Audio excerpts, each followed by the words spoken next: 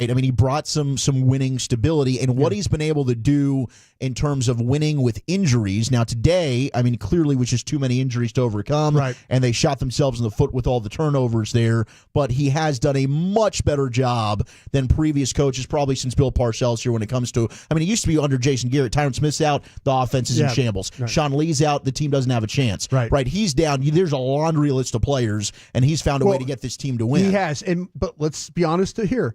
Mike McCarthy has a hand in player personnel here. Sure. If you're the head coach of the Dallas Cowboys, you have a big say in what goes on personnel. So some of the things, some of the positives you've seen, some of the guys they went out and got, Mike McCarthy's had an opinion on this. Some of the others, they all had a discussion probably about Booth, and I'm not just blaming it all on Booth. Mm-hmm. But it was a bad day for Booth. But there have been some guys that have absolutely let you down. And at a lot of positions, and so you got to kind of figure that out. It's not just Jerry Jones' front office; it's Jerry Jones, Mike McCarthy, and front office have all had a hand in how this team has been built. And for the reasons they've won 12 games 3 years in a row, good for them. Injuries, bad for them. But I agree with you. I think Mike McCarthy, the play caller, has a lot to be desired here. Yeah, you've got to do something there. I mean, because the offense, you can't use the injury excuse with Dak. The offense was looking terrible with Dak. Because Stephen Jones will tell you that it's the world's smallest violin. Mm-hmm. You can't use injuries as an excuse. Nobody feels sorry for you. You have to go out and compete the way you have to. And unfortunately, there's been times where they played really well. I'm of the belief that this team played hard for themselves and contracts and opportunities potentially to go other places. That's why I think this team played hard. There's not the established players. Your established players have gotten hurt. Dak, CD, Tank, you've Zach Martin, Diggs. Yep. You've had established players that have gotten hurt. It's the players who are playing for jobs and playing for future contracts are the ones that are playing hard. And coaches that are playing hard. I mean, you just saw it with the Giants today. Yeah. Getting a win that everyone's laughing at the Giants because they got a win. We saw it with Houston a few years ago. You got players and coaches that are still trying to put out good tape that they might be playing somewhere else next year. They might be coaching for an opportunity to be on another staff. Sure. Somebody can watch them and go, well, heck, that Giants defensive end group is not worth a damn. Yeah. And that's a reflection on the coach. So, yes. These teams are going to keep trying to win games, and we'll see with the decision that's made. With Mike McCarthy. The coaching conversation is one that I think we can have throughout the postgame show. Interesting, the current draft order. Here you go. Giants the win. Giants fall all the way to 3. For 1-3. Yeah. The Titans jumping them at 2. The Titans need a quarterback. Patriots seem good with Drake May. They now have the number 1 overall pick. We'll get more into the Tankathon, more of your calls and texts. What do you think about the coaching future of this team? Some of the players that you thought have improved, maybe had a bad day today. I know there's quite a list of those. 877-881-1053. You're listening to the Dallas Cowboys Radio Network. A true Dallas Cowboys fan is...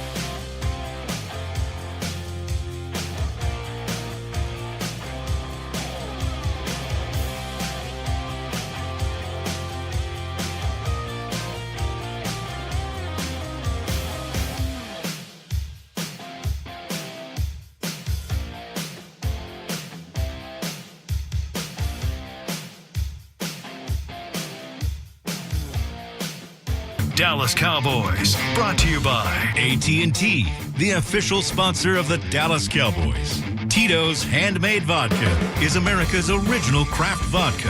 WinStar World Casino and Resort, proud to be the casino of the Dallas Cowboys. Please game responsibly. Sleep Number.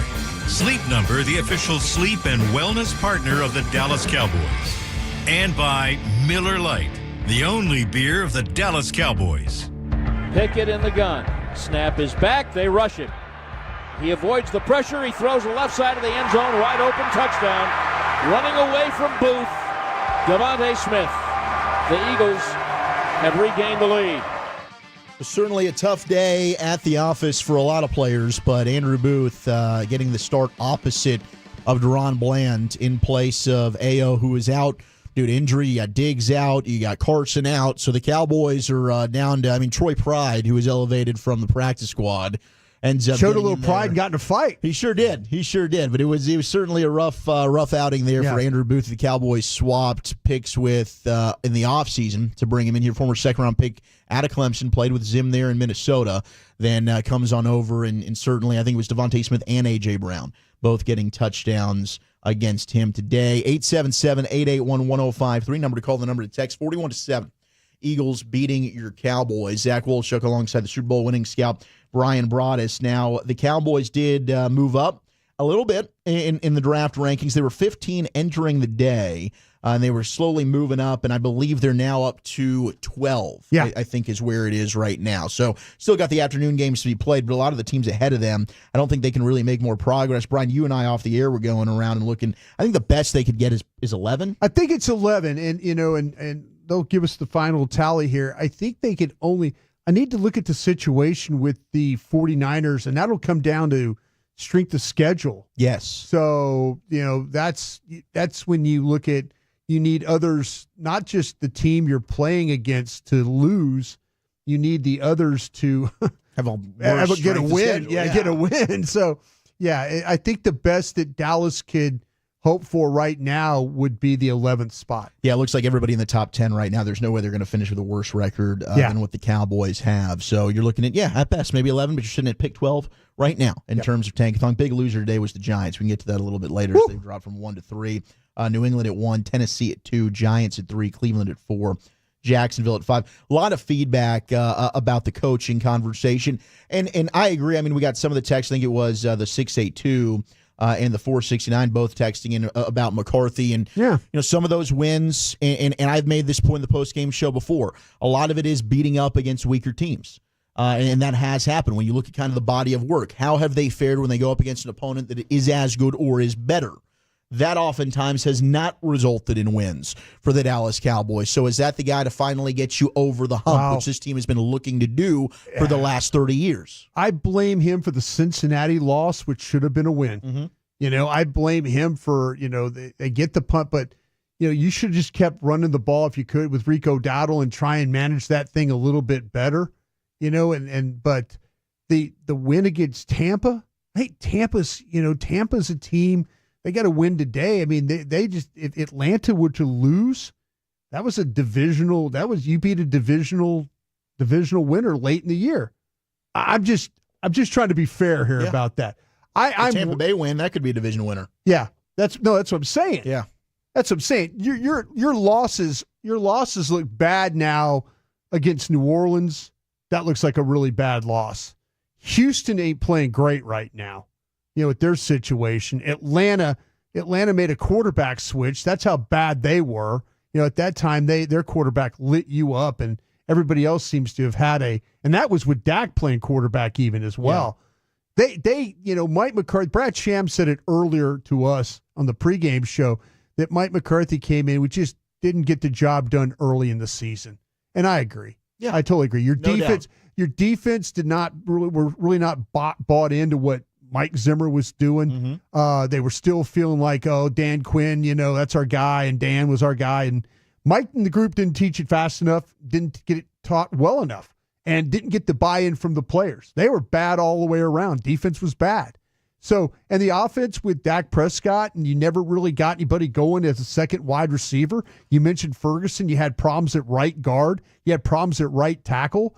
your guys did not start playing better till later in the season. And then you didn't play your best running back and start him until week 11? Exactly. You didn't commit to it. But there are games that Mike McCarthy has had, that Cincinnati game, that was a chance for a win against a quality opponent. At the time, probably not. But you look what Cincinnati's doing right now.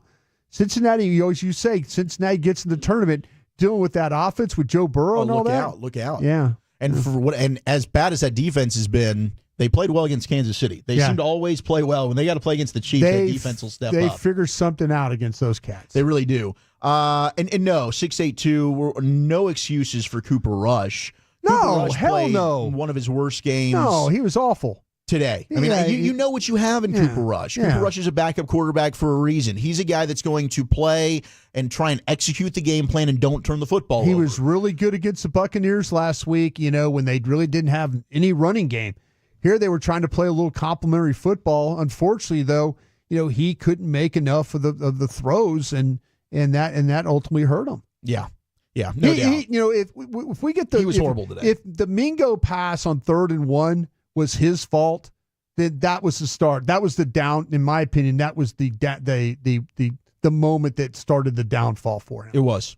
And Cowboys now with the update to Tankathon as the noon games have all finalized here, sitting at 13. They actually moved behind Indianapolis. Okay. Now there's a strength of schedule deal again. It's the strength of schedule deal. Yeah. The Colts have a 455 strength of schedule. Cowboys at 519. So the Cowboys are sitting at 13. They would jump ahead of San Francisco if San Francisco can win. The Niners strength of schedule is at 563. Yeah. They're taking on Detroit. Detroit's going to be trying to rub it in the 49ers' face there after what happened in the NFC Still Championship playing for the number 1 seed, and though, they right? are. They got a lot to play for, and they're on that revenge tour. I mean, we saw what Detroit did when they came in here to AT&T So Stadium. 13 right now as we sit. Yes, 13 where we sit. And that's with San Francisco still to play. Tomorrow night. You just cheered for America's team on the field. Now see them on the reels. Cowboys-themed casino games developed by Aristocrat now at a casino near you. Aristocrat, a proud sponsor of the Dallas Cowboys. And if you have a gambling problem, please contact 1-800-GAMBLER for 21 and over. All right, Mike McCarthy talking to the media post-game. Here's what Coach had to say. The turnover ratio turned back your way recently. This is just a case of kind of what bit you early in the season. -4, I think it's obviously is the telltale of the football game. I'm very disappointed. We all are. Felt like this was an excellent opportunity that we were prepared for. But -3 at halftime was a real kick in the ass. I think that clearly I thought our defense was put in tough situation. Points off turnovers, and really the tough part for us. The giveaways were careless. I mean, those are things that we got to be better. And then we had obviously the one on the long drive there in the second half. So then they got going with their run game, which they do best. But I really felt like our guys had a chance to go win this today, and the game got away from them. And like you said, I think your question was the answer. I mean, -4, you can't win games like that. You can't even stay in games, -4. And if you look at the way we played the last, 5 weeks or so, that's our formula to win. And it was the formula to lose today. Cooper's played well, played solidly, taking care of football last week. Just talk about the first turnover, then the last one, throwing deep on 3rd and 7. Yeah, I mean, they're definitely decisions that you look at, and it's not where we wanted to be there. That's for sure. On the 3rd and 1, the deep pass to Mingo, they got picked off. You talk about was the route not right, or what? No, it wasn't picked off. It looked like the wind. No, I understand. It looked like the wind got it a little bit, and felt like we had an opportunity to get on top. He did get on top, so it's unfortunate. Mike Tyler with ESPN, Saquon top 2,000 yards today.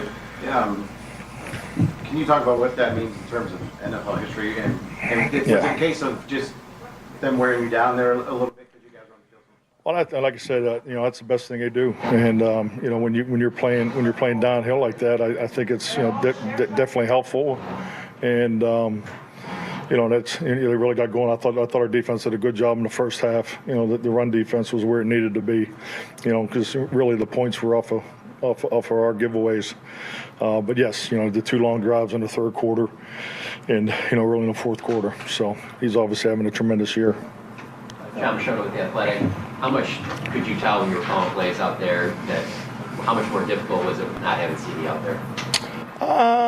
We knew that. We knew it was going to be a different game, with the plan this week. So, yeah, but we never really, to be honest with you, we didn't really get to some of the things, we'd hoped to get to. The plan was to play with favorable sticks. I felt that the way they called the defense, they were going to try to make us go the long way. They didn't play aggressive at all, and we gave them the ball, and so it obviously was a good plan for them. But felt good about the run plan coming in here, and I thought Rico did, had some really good runs there, and the run blocking unit was productive. But yeah, we can't.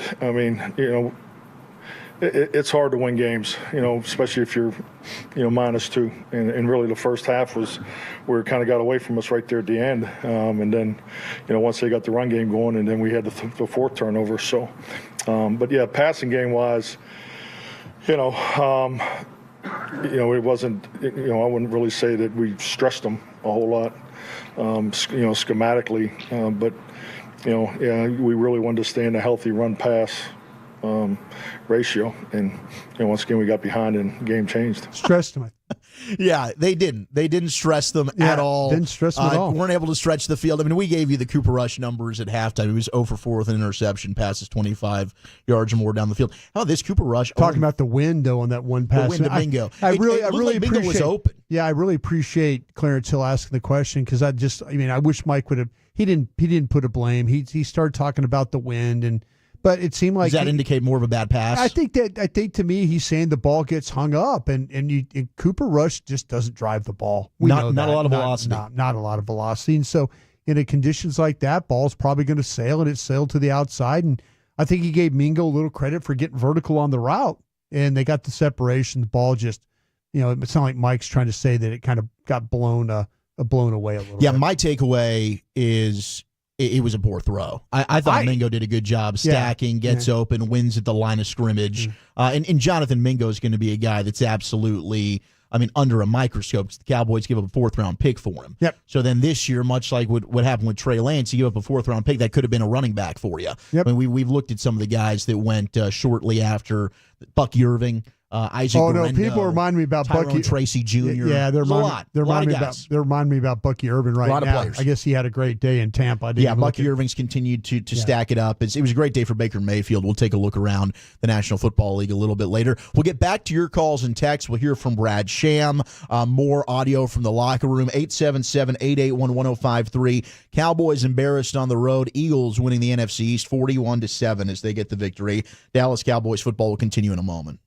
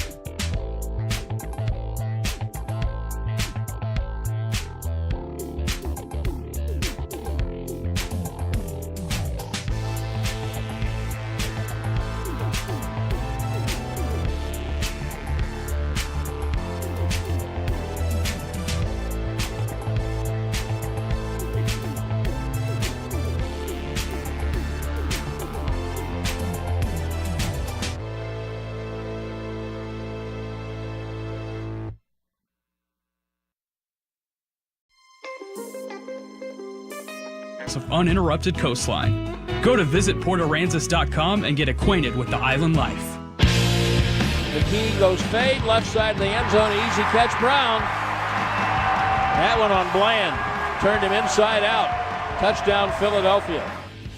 Eagles win it 41-7. A.J. Brown finishing with 3 for 36 and that touchdown right there, as you heard from the legendary voice of your Dallas Cowboys, the great Brad Sham, who joins us now on the official postgame show of your Dallas Cowboys. Zach Wolchuk alongside the Super Bowl winning scout Bryan Broaddus. And Brad, one thing we have discussed after it was 7-7, big turning point moment for us was the 3rd and 1. It seemed like Jonathan Mingo was open, Cooper Rush just missing him down the field, and then the Eagles go right down and score to put them up 14-7, and things were just never quite right for the offense moving forward.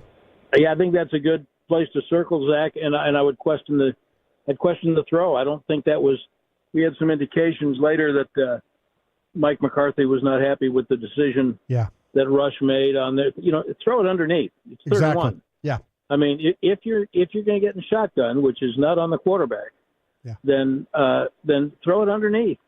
Take a first down, and that was a bad decision. And then the interceptions. But I don't think that's where the game turned. Mm-hmm. But I do think that was a turning point, if that makes sense.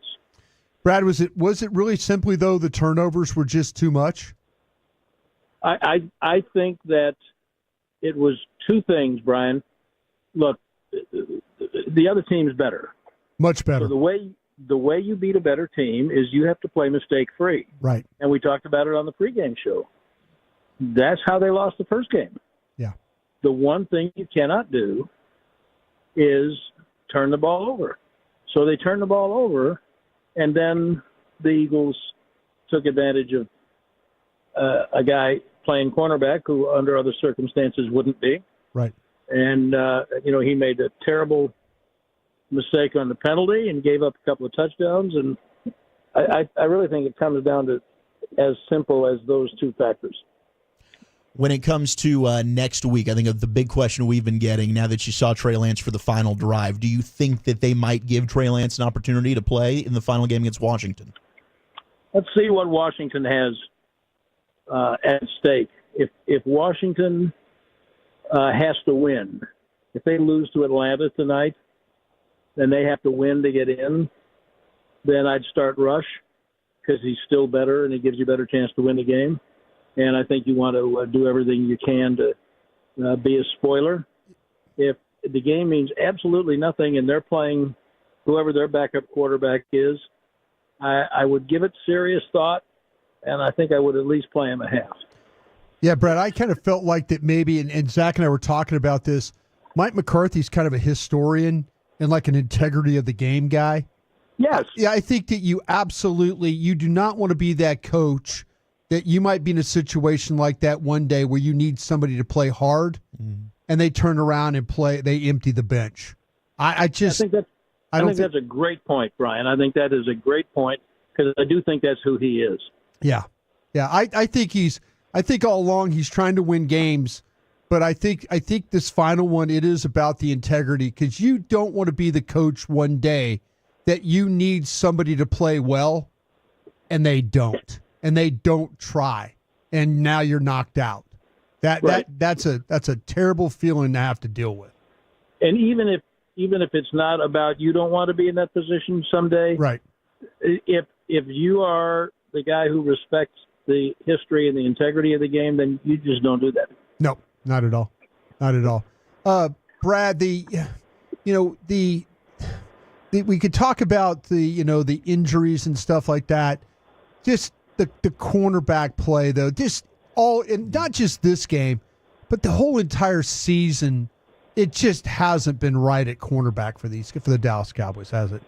No, it hasn't. Bland, I think, has played well, but he missed half a year. Yeah. Now today, he played Brown okay today, and then Brown won. What did he catch? 3 balls? Is that what I heard you just say? Yes, 3 balls. Yep.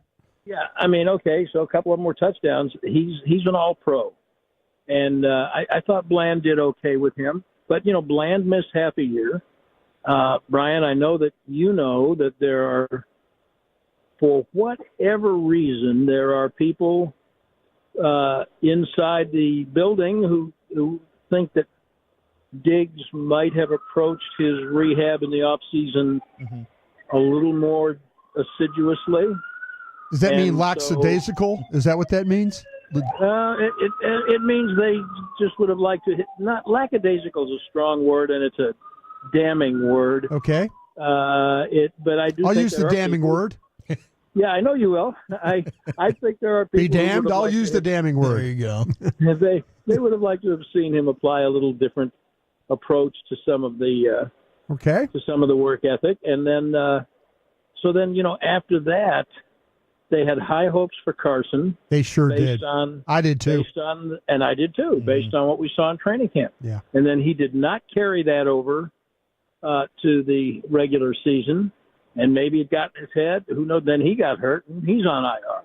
And then you're going down. I think that the perfect encapsulation of the cornerback dilemma they've had is when Butler hurt his knee and went out, and you thought, oh, no. I mean, this is a guy who'd been on the practice squad for a year and a half.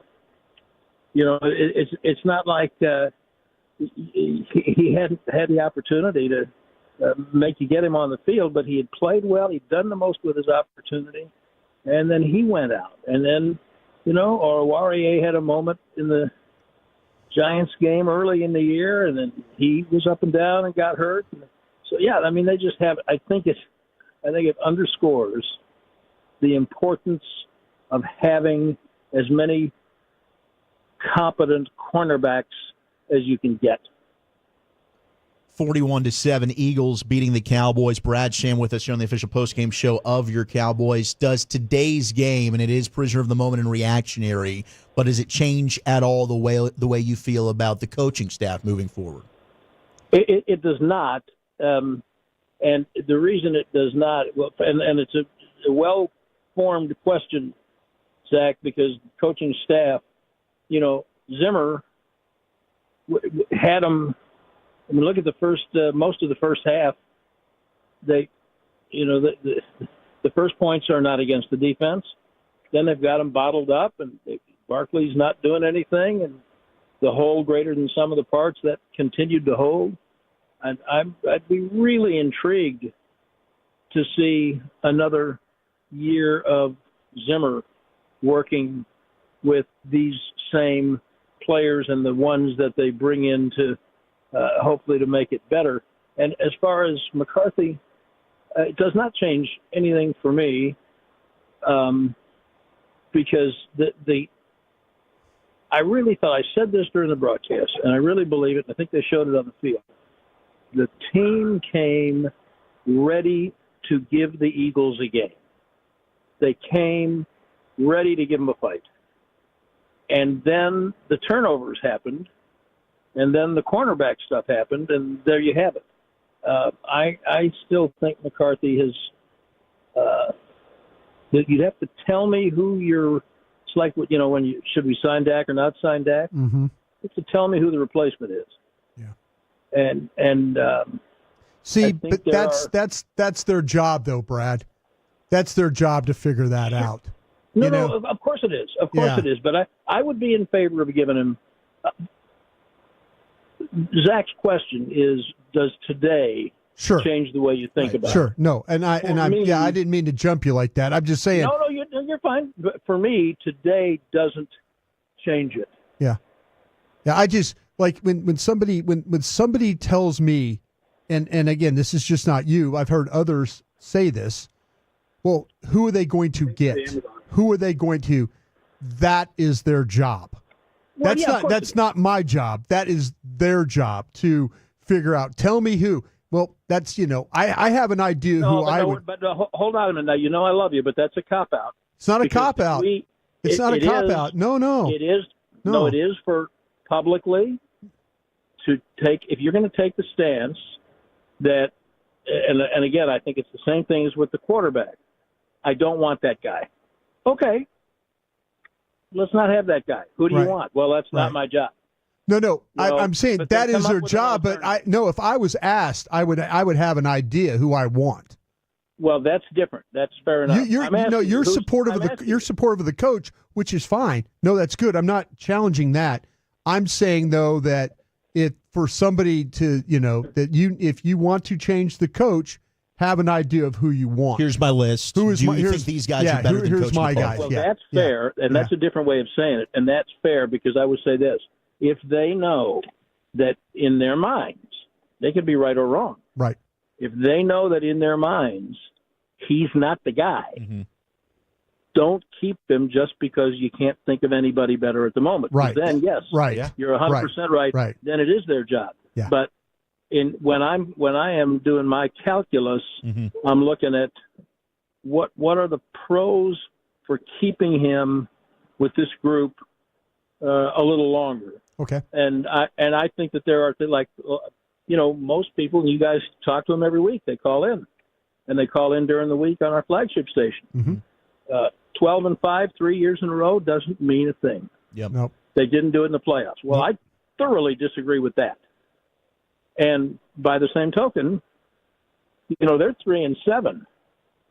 They were playing. They didn't do it today. They failed. But they're playing for a chance to get back to 500. Yeah. That counts for something. Right. So let me see with a different approach. I think that he was given some personnel choices that he didn't necessarily make, that didn't give him the best talent that he's ever had going into the year. So now your job as the coach is to do the most with what I gave you. And I think I'm not happy with the first month.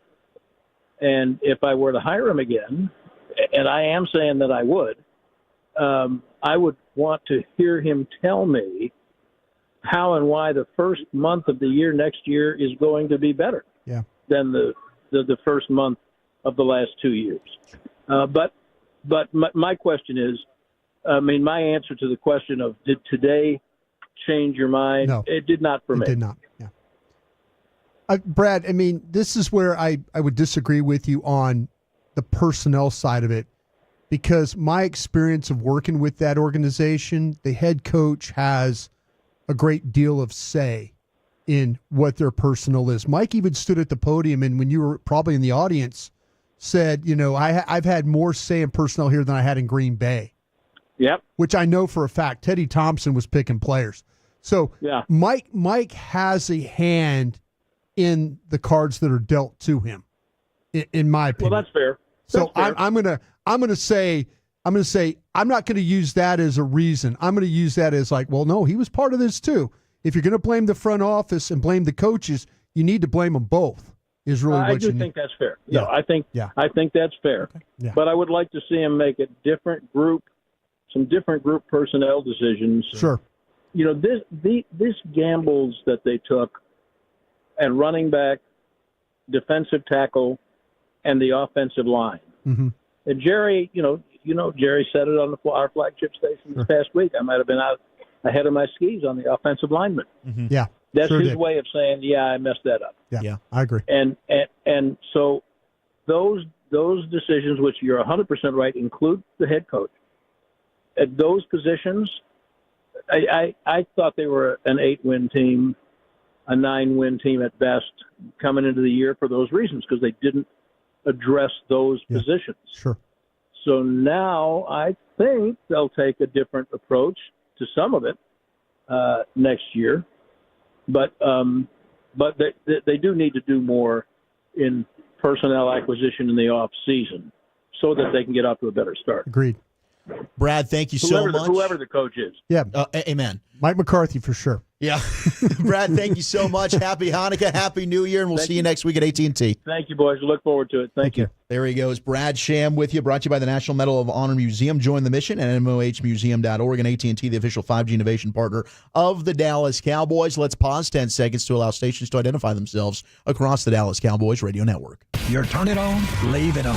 Home of America's team is 105.3 The Fan. Hello, baby. krld-fm and HD1, Dallas-Fort Worth. An Odyssey sports station. A lot of good calls, a lot of good texts. We'll get to all of that. 877-881-1053. Appreciate you waiting patiently. We will get to you, plus more audio from the locker room. We got the 1,000-yard back, Rico Dowdle, Tyler Smith, and more. You're listening to the Dallas Cowboys Radio Network. Miller Lite is brewed with great taste and only great taste.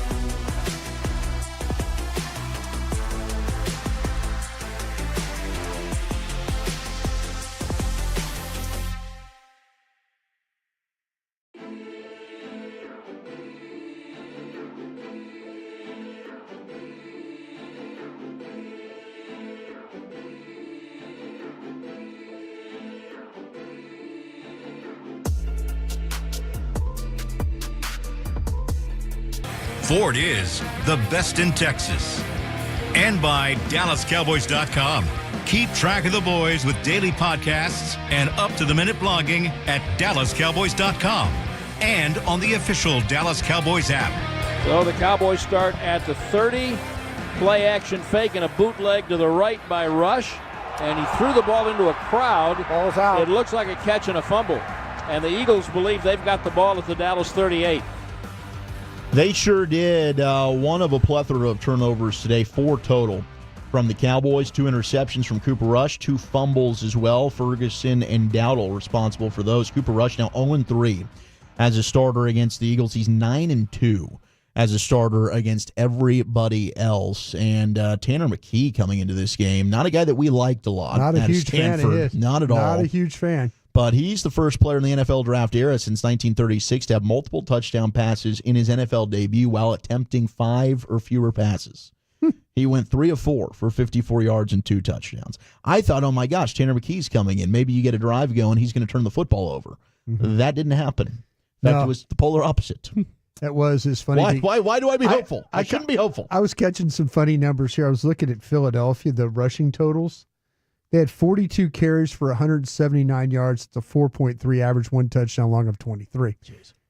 Barkley had 167 of the 179 in this game. That's unbelievable. Yeah. That is unbelievable. Yeah, it's Barkley over 2,000 yards. They beat you with their second-team quarterback and their third-team quarterback. Sure did. Yeah. Now he's 101 yards away from breaking Eric Dickerson's record. He can do that next week. Also a home game against his former team in the New York Giants. If I'm John Mara, I don't know if I show up for that game. I don't think I would. I think I stay my big ass at Rye, New York, and not watch that one. I'd be sick to my stomach if I were him. Let's get back to your phone calls. Brought to you by WinStar as the casino of the Cowboys. WinStar delivers thrills worthy of America's team with over 10,000 of your favorite electronic games. The 2-story WinStar Spawn Cascades, our luxury pool complex. WinStar is a world of wow. Please game responsibly. Zach Wolchuk alongside the Super Bowl winning scout Bryan Broaddus after a 41-7 Cowboys loss to the Eagles, dropping them to 7-9 on the year. A lot of you have been waiting patiently. Let's head out to California. We got Randy waiting. Randy, what's going on? Hey, thank you. Hey, man, it was a tough loss. I had a couple questions because you guys were talking about the coaching staff. Yeah. Do you guys honestly think that if they retain Mike McCarthy, that they would want, if Jerry would pick another offensive coordinator and take that responsibility away from him and not just give it to, say, Brian Schottenheimer? Because I have a feeling it would be more of the same. Yeah, I'm kind of looking at the Lions passing game coordinator Tanner as it'd be nice to interview. And if that's a no go for Mike McCarthy, and they then say, I'd fire him. I agree with you. Then say let's say they just make Zimmer the head coach. You need an extensive search here. I love Mike. Okay. Mike's like my brother. No, we're not doing that. We're just we're gonna do this you're gonna go out and you're gonna interview a bunch of guys and you're gonna figure this thing out. Right. So what I'm saying is, though, if they did do that, if they did do that, because we never know what Jerry's going to do because he never really gives out his whole plan. If they did do that, since you know Zimmer, who's his past relationships of offensive guys that you might think that you come in, or is he open to say, Jerry, you go pick the guy, and then I'll listen in and I'll be okay with that. I'll worry about my defense. Okay. That's it. You guys have a good one. No, I appreciate I'm sorry, I didn't mean to interrupt you about 8 times there. My bad. No, so Kevin Stefanski was Zim's OC there in Minnesota. Now, a guy actually that I've wondered about, Brian, that you might have a history with. I'm not sure if you cross paths at all. I know Wade got hired after you were gone. Yeah. You were working with DallasCowboys.com, but Wes Phillips, Wade's son, spent time in the organization. He has now been with Minnesota as their offensive coordinator, but Kevin O'Connell calls the plays. Right. So, would that be maybe a name to look at if you did want to make a change? Yeah, I mean, I think that to me that there's that's why I'm not interested in just going and rubber stamping. If I'm interviewing some of these coaches, I don't care if it's it's the guy that was at Tennessee or I don't care who it is. Tell me who your staff is going to be. I want to know who your offensive coordinator is. I want to know who your offensive line coach is. Give me an opportunity, and I'm gonna vet all your guys. But before I even make a decision, I'm going to see which one of these coaches has the best staff or has put together the best staff. And that is going to be a big reason why I hire you or not. If you put together a lousy staff or a lousy, if I start doing research, I'm like, okay, this makes sense. This makes sense. This makes sense. Or that's a buddy. No, another buddy. No, if you're trying for this job and you put together a lousy staff, you're not going to be considered. I'm not going to hire you as a head coach. Yeah, I'm with you on think that. the staff is just as important as who you being the head coach. Well, we've stressed many times the importance of the offensive line coach. Huge. Maybe the second most important hire. They talk about every time that Philadelphia makes a change at coordinator, what do? They keep the same line coach. It doesn't matter. You get a good one of those. You don't want to let them they've gone through 3 different coordinators now. And they told Kellen Moore, hey, by the way, Kellen, this is going to be your offensive line coach. Yeah. And Kellen Moore seems to be just totally okay with that. So, yeah, I kind of feel like that, to me, this is needs to be extensive, needs to be thought out, and I'm just not going to rubber stamp Mike Zimmer and hope for the best and hope he brings together, if you don't come with an offensive staff that is, maybe it's got the balance of innovators, young, old, if you got to have a little bit of the mixture of that. But if I have a chance to evaluate all your guys and I don't think they're any good, I'm not hiring you. I'm just not. Agreed. And I don't care. I think it's so important, the staffs, when it comes to the coordinators and then also comes to the offensive line coach. Well, and you saw it year 1 with Mike, right? Mike Nolan, he hires as the defensive coordinator. He hired his friends. He hired Mike Nolan. He hired Jim Tom Sula. Mm-hmm. He hired Joe Philbin. He had all these guys. Now, Joe Philbin actually did a pretty decent job. But Terrence Steele, I think, has been greitly affected by him linebacker coach, leaving. the current linebacker, or the linebacker coach that's now for the Cowboys, it's the running back coach. Why am I going? Skip Pete? McCurley. Oh yeah, Scott McCurley. Scott McCurley.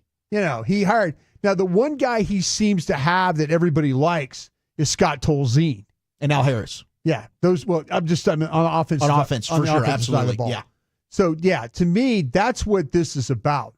Give me the mix of some veteran coaches, some young coaches, some innovators, some creative guys, maybe a guy or two that's got a little bit of college background to him. Give me some hustlers, guys that are like the guys I used to work with, the Andy Reeds and the John Grudens when they were young, and they were hustling to put plays in front of Mike Holmgren. Give me those guys. Yeah. That's what I want. I mean, I want to know your background. I want to know who you're with. If you're a young guy, where did you get your start? I'm not leaving these things to chance anymore, and I'm not just going to have a Johnny Walker Blue and a tomahawk chop and call it a day. Have a nice little slumber party, and boom, we got our new coach. No. Then we find out at the podium he actually didn't watch all of our offensive plays. They did it right in Detroit. That guy, that Dan Campbell, went in there and he had the right mix of guys. He had a plan for who he wanted to bring in, and they got a right mix there in Detroit. They sure do. I mean, and that was, Tanner Engstrand, the passing game coordinator who the caller brought up. Him, their assistant head coach, running backs coach, Scotty Montgomery, and their offensive line coach, I know, our friend Jory Epstein has thrown out Hank Fraley as a name. The question is... Hank is old. He's an old Philly dude. Yeah, and those guys all could possibly be really good offensive coordinators, but there is a difference, and we saw this with Bryan Johnson, who got elevated by the Eagles last year. Yeah. Really respected, really good quarterback position coach. Heck, was with Dak at Mississippi State, good position coach. Right. But he just didn't have a feel for calling a game. Yeah. There's a difference there. That's what separates some of these best offensive coordinators, the play callers, right? The feel for it. Ben Johnson is uncanny. Do these guys under him have that same ability to call a game? Like Bobby Slowick worked year 1 in Houston. You talk to people with the Texans, a big reason why their regression on offense this year is Bobby Slowick hasn't been as good as a play caller since the league has figured out tendencies. Quarterback hasn't been as good. And the quarterback hasn't been as good. Injuries have been bad, too. They've lost receivers for various points. They have. But yeah, I mean, a lot of people are looking at the offensive coordinator there and saying, like, well, did the shine wear off a little bit? Yeah. So those are all things that you've got to kind of take and factor in. All right, let's go to Tim, who's calling in Philly. Tim, what's up? Well, it's interesting you guys are talking about coaches. I think I kind of equate the Cowboys now with Jerry Jones, kind of with the tail end of Al Davis's career. Young coaches don't want to go there. I mean, the bottom line, I mean, I hope Jerry Jones lives for 1,000 years and that he's in control of the Cowboys for as long as I live. Because the bottom line is, if you're a dynamic play caller or head coach, why would you want to go there? I mean, I think all you need to do is look at the Eagles and what they've done. The head coach is basically, the front man, he's a cheerleader, and you have a general manager who picks the coordinators, and both coordinators have done a great job. And, for the Cowboys to be, today, to give up 41 points to two backup quarterbacks who are just, it's gotten 0 snaps. And, Micah Parsons, my God, I mean, how many plays does he take off?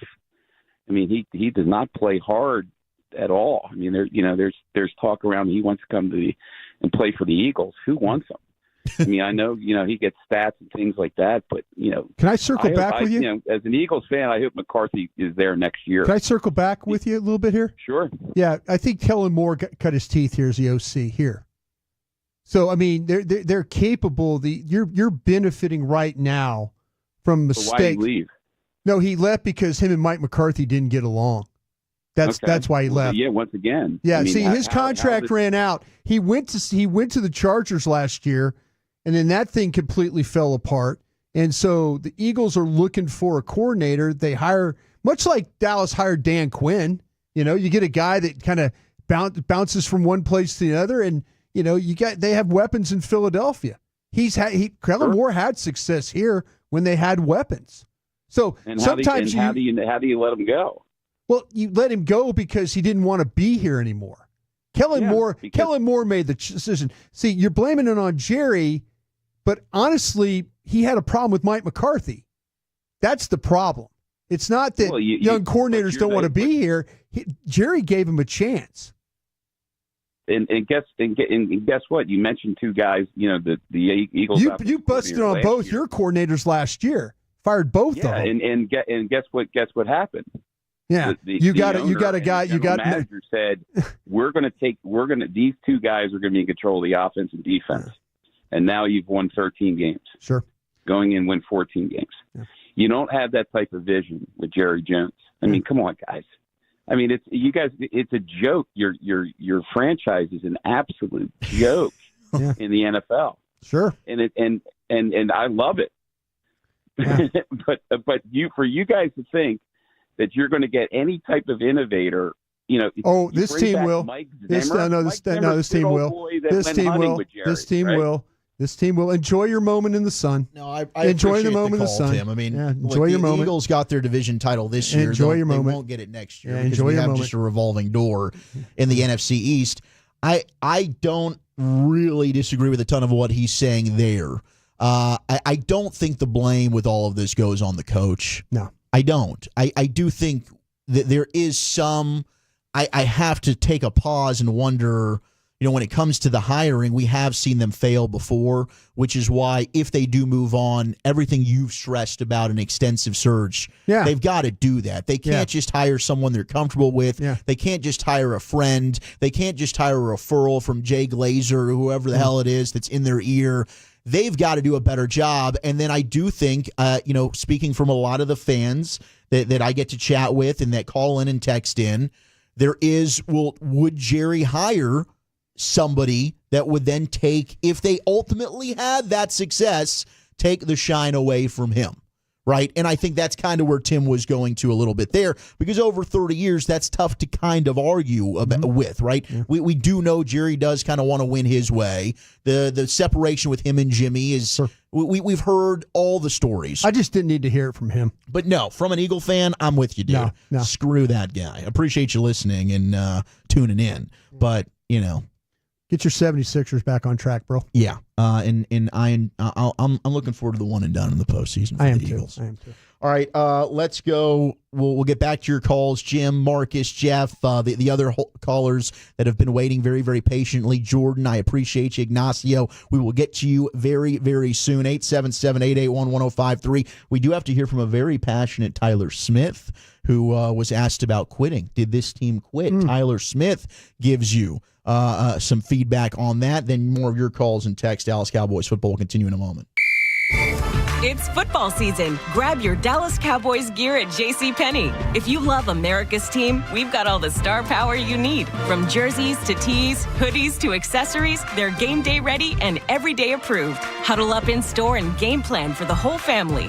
Or check out our sports fan shop to score even more online. More styles, sizes, and decor for every fan in the house. JCPenney, a proud partner of the Dallas Cowboys. Products vary by store. From retirement planning to insurance, SWBC has customized solutions to help individuals and businesses.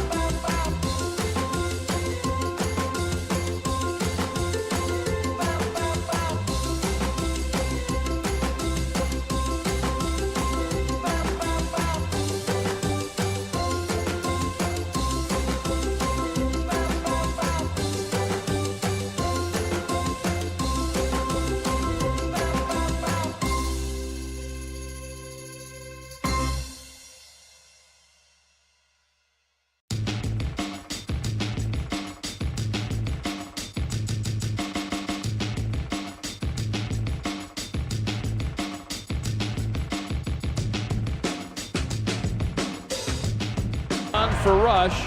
They send 4. He's got time. He's going deep. It's multiple coverage, and it's intercepted at the 15-yard line by Gardner Johnson again. Bringing it back up across the 30 to the 35. And that'll take care of that possession. Man, 2 interceptions there for C.J. Gardner-Johnson. Both Cooper Rush interceptions. One of them returned 69 yards for a touchdown. As the Eagles beat the Cowboys 41-7, they improved to 13-3.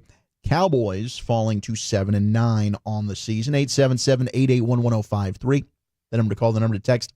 Tyler Smith, Cowboys offensive lineman, one of the best young players on the football team, talking with the media postgame. Saw a lot of the, hey, did this team just quit conversation going on social media. I believe he was asked about that and more. Here's Tyler. I just feel like it snowballed after it was good early. It seemed like, and then it just seemed to go south, and it was hard to stop at that point. I mean, yeah, it was tough. It's going to be hard to win games. I think we had some costly turnovers, to be honest. I think we moved the ball well early on, despite the pick six.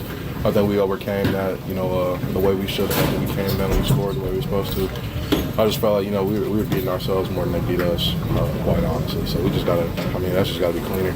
Away from the final results, is there some satisfaction in terms of helping Rico accomplish the goal of 1,000 rushing yards? Oh, yeah, definitely. That's huge. I believe he's the first undrafted free agent in Cowboys history to do that, so that's just huge. That's a testament, not only to, his work ethic, but, the entire blocking unit from the O-line and tight ends, QBs, all that stuff. So, just a phenomenal job by him. The way he runs, physical, hard, his vision, all those things. So congrats to him. I think we'll see more of that in his future for sure. So, after kind of getting some traction and riding yourself a little bit, winning 4 or 5, and being competitive in these games, just how discouraging to have this pop up again after the way you've been playing? It's extremely hard. I think for everybody. But one thing I can definitely say is nobody on our sideline quit. Not one person, threw in a towel, folded, started pointing fingers or any of that. So I can definitely say, our guys, just one-of-a-kind guys. We're going to come in, we're going to work. The result wasn't nearly what we wanted today, but at the end of the day, we got one more opportunity next week. That's all we can focus on, so that's what we got to do. What is the belief that in that game that you guys will come out and give a better performance than what you showed here today? I just know who we are. You're going to have days. Jordan had days where he probably shot 0 for 18 or whatever the fuck it was, but, I believe in our guys. I know who we are as a football team. I know who we are as men. So, we got to obviously get in the lab, clean it up, protect that ball. And next week, we got the Washington Commanders.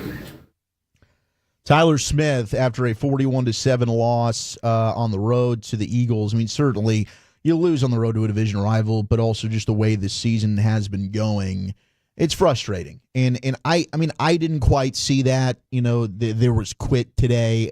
I just saw a team that is totally shorthanded. They found a way to scrap and get some victories against opponents that aren't necessarily better than them. Today they went up against a team that is so much better than them that when you're going to turn the ball over 4 times, you don't have any hope in hell of winning. Yeah, a team that would have quit would have not rallied after they threw the pick six. Yeah, that was the moment right there. They would have not. They put together a really good drive. Philadelphia defensively, if you listen to us all week here on 105.3 The Fan, we were talking about that, leading up to the game, the defense that Philly has, the way they were able to play in the secondary. You had some success, throwing the ball a little bit early, and then the second half, it just, you couldn't get enough, going in that direction. And you tried with Rico Dowdle. I think he ran the ball as well as you could hope for him to run. There was going to be some opportunity. He had 50-something yards, I think, the last time these two teams played. So it was going to have to be a game like they won against Pittsburgh, the type of game that they won against the Commanders. Heck, they had a 68-yard kickoff return that was called back because of a holding call. You were going to have to win the game like you did against the Commanders. It was going to have to be maybe a couple of drives, running the football, and then being able to cash in on those, and maybe a special teams touchdown or two. But, it just didn't get done that way. The game got out of hand in the second quarter. They weren't able to rally to get back. And they just, in the second half, Kellen Moore went to the run game and they got Barkley going and your defense got wore down. And ultimately, though, there was just the deficit was just too much. It was bad, and yeah, I mean what Tanner McKee did coming in as a third string quarterback, that was sad. That was well, tough to the witness. throws. I mean, the throws that he was able to make. There was, again, you're dealing with Booth out there and stuff. They got him on the slant and a couple different. You're times. not like your sixth, seventh string corners. And that's not an excuse. I mean, he's out there playing, and they're out there playing with their third quarterback, and you got to be better than that. And Dallas is. 7 different cornerbacks. Look at the injured reserves. I mean, it seems like half of them are damn cornerbacks that are on the injured list, and they just couldn't overcome that. But they've got to get better. They really, really needed guys like Carson to step up, and he struggled very, very early in the year. Then he got hurt on the shoulder, and he just it was kind of a wasted year there. You just hope he's not. So beat up mentally. I think he's a tough kid, but it'd been nice to have him, Bland, Lewis, those guys playing. That cornerback spot, they lost Butler, they lose AO. They were trying their best not to have to play Booth, and what did they have to do? They played Booth. They didn't have a choice. They just didn't have enough bodies. They didn't have enough bodies. All right, let's go to our guy Jim. Jim, what's going on, my friend? How are you? Well, Jack, bro, it's good to talk to you. I got to apologize. Last week I was sick and I was on hold. Mm-hmm. Not that y'all didn't take a lot of time to get to me last week, but fellas, I was taking some cold medicine and I flat fell asleep on the phone. I apologize for that. Well, I think y'all were just saying that. Listen, Andrew Booth looked about as lost as a redneck in a Whole Foods out there today. Yeah. You got a guy like that going up against all-pro wide receiver. That kid, boy, he was good. He's slippery, and he can catch about anything. That was tough, and that was all. Listen, that's what had me concerned. I hadn't even really thought that much about, turnovers and fumbles and stuff. I was worried about Booth being out there because, every team we go up against, they're going to find some weakness, and they're going to exploit that weakness out the yin-yang. But I was happy to see our man Kendricks back out there today. He had some good tackles, and I just kind of find myself, my brain just kind of buzzing because I don't really know. There's so many personnel issues that we're gonna have to deal with in the off season because you got so many guys on 1-year contracts. You got this whole coaching thing. I really enjoyed the elongated conversation with Sham. Yeah, I don't know if I've ever said that, but he's a pure treasure, and folks, you better be thankful for what you got in that guy. He lived a lot of years, and he's been calling a lot of Cowboy games. And I love it when y'all just kind of mix it up. But guys, there's going to have to be a lot of decision. There's not a lot of kicking the can that can take place this offseason. I feel like we kind of kicked the can last offseason. Mm-hmm. But there's going to have to be some action, and Jerry's going to have to, and Steven and Will, they're going to have to get on it. Or listen, it's going to get away from them. And I think, Brian, you asked the question. You got to ask McCarthy and all of them if they're coming back. Why is it that you started off so slow? In previous years we kind of came out of the gate swinging, and then we kind of hit a mid-season slump. But the past couple of years we've had a game or two that get away from us, but this year it was just bad. So, it was. I appreciate you, Jim. We love you, brother, and a happy New Year to you. And I do think a lot of that had to do with you're forced to play a lot of young guys. I wonder if in a lot of the texts a lot of them got better over the course of the season, like Jerry saying, maybe he was a little ahead of himself with playing 2 rookies. Well, I mean, hopefully that benefits you for 2025. Sure. It probably did hurt your team and their chances this year, but you'd like to think, even though Tyler Guyton's still not starting for you full time, Guyton and Beebe would be able to be in a better position to succeed based on that playing time this year. It is fair because of all the pressure that they put on the draft and the lack of team building in free agency. And they make some trades here and there, but really outside of the Gilmore and Cooks trade, and I guess Jonathan Hankins, none of them have really panned out to where you're saying those were difference-making moves. You're in a position where you're going to have to play a lot of young guys. You're going to have to play a lot of rookies, and you're going to go through some growing pains that way. Yeah, I think Carl Lawson was a good get. when you start to talk, having to play with Hoffman. We'll see how. I'm sure that was tomorrow morning we get up and watch the tape. That I'm sure there were some things with those defensive tackles that BB and Hoffman and those guys had their struggles. But man, it looks, the Cowboys run the ball the inside, and what were they able to do? They ran the ball the inside. They did. And got 104 yards out of it. So, I just kind of feel like that the Cowboys they did some things that were pretty good bottom fishing wise. Which in the past, we've seen our Don Terry Pose and guys like that haven't worked out. They bottom fish pretty good and I think got some talent, that maybe that they can look at as possibly helping them out as depth next year. But there's as Jim says, there's a lot of things that you're going to have to go through here. Let's go to David in Irving. David, you're on the official postgame show of the Dallas Cowboys. Thanks for taking my calls, guys. I got 2 points or questions I have for you. First, do you really want to bring in a new coaching staff looking at our schedule for next year in 2025 with the NFC North and the AFC West as our 2 basic opponents, plus Eagles and the Redskins that have gotten better? And next, off-the-wall OC, Jason Witten. I know he's only a high school coach, but you know what? I'm tired of seeing the retreads. Guys, I'm hanging up and listen. Thank you.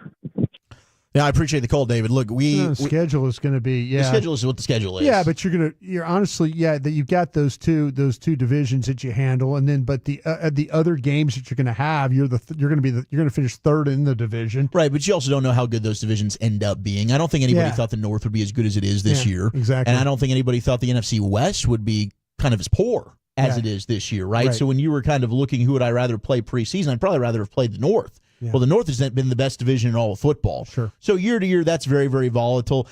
Look, the Witten stuff we've talked about as a head coaching option. Like that's something the Cowboys would do. I think that if they go into a mode of interviewing coaches, I do think Jason Witten is going to get an interview. I like the idea as a coordinator first. Yeah, I do like that. I understand. I'm just going to tell you, I believe they probably won't give him the job, but I think they're going to talk if they in fact are talking to coaches. I think that they're going to interview Jason Witten if that's the case. And that would be like the Jerry Sale. That's our Dan Campbell. Yeah, and it's going to be okay. Who could Jason Witten put together as a staff? Because we know that Jason Witten is a leader. We know he's very respected. He played a long time in the league, and I'm not saying that's the only thing. That's like an NFL Man of the Year. That's a long-time captain. That's a long-time All-Pro player. There's a lot of positive things about him. He lacks coaching experience. Don't get me wrong. I do think he's going to get an interview. Will he get this job? I don't think so. But I'll tell you what, I bet you Jerry and Steven do talk to him. Yeah. I mean, I love the idea of bringing maybe him you in. Convince him to be on the staff in some way. Position coach, coordinator. Yeah. Take the steps, even that Dan Campbell did before you just jump to head coach. That's kind of my whole thing with that. I think that's it's such a leap to go from high school to now I'm the head coach in the NFL. Yeah. But that's depending on his outside staff, the box. Does he have coaches, other coaches in mind? Sure. Do you have now? Does he bring back everybody always asks me about Mark Colombo and people like that. Does he bring back some of the guys that maybe the guys that have worked with him in the past that he has a lot of respect of? And I think there's people like, well, his offensive line coach is Mark Colombo. We'd all go, okay. Pretty good hire there. Running backs coach, Tashard Choice. He's done a hell of a job at Texas and North Texas. That's what I'm saying. I mean, can he put together a staff that can navigate an NFL season and him be like the leader of men? Yeah. That's the question you have to ask. Yeah, that'd be outside the box. I do like the idea, as a coordinator. You wouldn't want Jason. You wouldn't want Jason Garrett as Jason Witten as your head coach unless you had a staff that you could really, really hang your hat on. Sure. More of your calls and texts, 877-881-1053. Keep those lining up. This has been fun. Game was not 41-7. Eagles spanked the Cowboys en route to an NFC East crown. We'll get more audio from the locker room, but we'll keep your texts flowing. You're listening to the Dallas Cowboys Radio Network. Hey, Cowboys fans, the Bahamas is calling.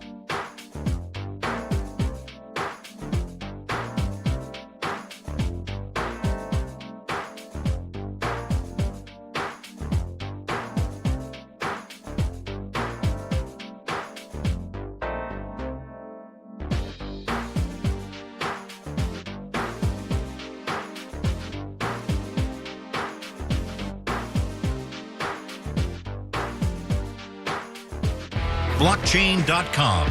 Make your crypto play today. The islands of the Bahamas. Fly away. Jackpot.com. The Powerball jackpot continues to grow. Buy your Powerball tickets now on Jackpot.com. And by Miller Lite, the only beer of the Dallas Cowboys. And Rush is going to throw a fade left side to the end zone, leaping up. The caught. Tolbert. Touchdown, Jalen Tolbert. He takes the team lead, and the game's about to be tied. 3 straight weeks, 3 straight touchdowns, 12 plays, 70 yards in 6 minutes and 5 seconds. Impressive response after the pick six thrown by Cooper Rush. They go right down the field at 7-7. And at that moment is where I was feeling just like Brad Sham did. Cowboys are going to give this team a fight today. They're going to find a way to just at least hang in this football game. Kenny Pickett, backup quarterback for the Eagles. They were able to find a way to bottle up Barkley, 9 yards in the first quarter, and then, well, all hope was lost pretty darn quickly after that as the Eagles had a couple of scoring drives, and Barkley sure got going, 41-7. Eagles pull away for their 13th win of the season, 13-3 NFC champs for them. 20 straight years we've got a new champion crowned in the NFCs. Cowboys falling to 7-9, and they're now 5-3 on the road this year. We know the Cowboys are eliminated. They'll take on Washington next week at home. Still waiting to figure out for sure the date and time of that. It will be at AT&T Stadium. Could be a Saturday game. Could also be a Sunday game. A lot of that I think will play out with what happens tonight between the Falcons and Commanders. If the Commanders win, they clinch and seal the final wild card spot in the NFC with that 7 seed. Wow. As you were doing all that great explanation, right before the half, Minnesota lines up for a long field goal, and it's no good. And now the Packers lined up offsides. So we'll have Matt LaFleur is going crazy. So we're going to have an untimed down here, and another opportunity for Minnesota to kick a field goal to take this thing to 13-3 going in half. I forgot that Rich Bisaccia was the special teams coach with the Packers. That's right. They fired their original guy after that San Francisco game a few years ago in the snow, remember? And then they brought in Rich to try and fix that up. But goodness gracious, 50-yard attempt now for Minnesota as Matt LaFleur is losing his mind. Now you see Rich right there as he's trying to talk to him and let him know, okay, here's what was going on. We'll see what happens as that game is nearing half. 10-3 right now. Minnesota with the lead over Green Bay. We'll give you more of a scoreboard recap later. Look at all of what's going on with the postseason. Did see our buddy Tommy Yarish, DallasCowboys.com. Micah Parsons said post-game that Barkley chipped him in the ribs. A shot that sore him up. You could see him walking to the locker room, kind of grabbing the rib area. He added that he's all right. He's looking forward to finishing the season strong. And he actually added the video of Micah walking to the locker room as well. I did think, today was just a game where the entire Cowboys defensive line seemed to get bullied by that Eagles front. We know that they're one of the better offensive lines, but I think the entire game I was wondering, where's some of this pass rush? Where's Micah? Where's Carl Lawson? Where's Osa? Guys that we've really been applauding and speaking very highly of during these post games. But today, non-existent from pretty much everybody. I don't think they recorded a single sack today to the Cowboys. Sure did not. And, that was something that, this Philadelphia offensive line, one of the better ones in the league. When you start to talk about the tackles, what they have at guard, that in the center, the matchup that you were going to hopeful that maybe Oso Digizua would be able to take advantage of some Cam Jurgens. They were able to do that, man. Last time that these two teams met, plenty of pressures, plenty of sacks. And that was with Jalen Hurts playing quarterback too. And so just unable to duplicate what they were able to do against the Eagles 7 weeks ago. Drive of the Game brought to you by Blockchain. Trust the team at Blockchain.com to make buying, selling, and trading crypto easy. Play smarter, not harder with Blockchain.com. That is the Super Bowl winning scout, Bryan Broaddus. I am Zach Wolchuk on the official postgame show of your Dallas Cowboys. 41-7. Eagles over the Cowboys. It always makes me sick to say. But let's get back to your phones and your phone calls and texts. Let's go out to Paul in Wisconsin. Paul, what's up, man? Hey guys, I'm another character builder this week. Yes, you are, Paul. What's up, bud? Well, I early right at the beginning of the show, you mentioned, does this change your mind on Mike McCarthy? Sure. My answer to that would be it definitely changes my mind as far as him being a coach that's a difference maker, and also about making sure that they get an offensive coordinator. And I think the other thing that I wanted to mention, too, is I think all this discussion about – I still think he's a good head coach. I still think you want to have that stability of him, particularly with Dak at the end of his career here, you know. You just don't want him to go through – you've paid him. You've paid Dak the money. He's your guy. You got to stick with McCarthy because I think for Dak to go under another system at this point in his career would be crazy. But I wanted to ask Bryan, I feel like this year there have been guys who have made business decisions. And I don't think you necessarily have to I have a few people in mind, but we don't have to get into names. But go ahead if you want to. If you're going to bring it up, go ahead. I think the left tackle, Tyler Guyton. I feel like he's made business decisions. And this speaks to not very mature. Not very mature. That's his biggest problem. The maturity factor is a bad problem there. Well, and I think it speaks to the NFL is so much different now that you have to look at a guy like the Diggs, right? Yeah. Great player.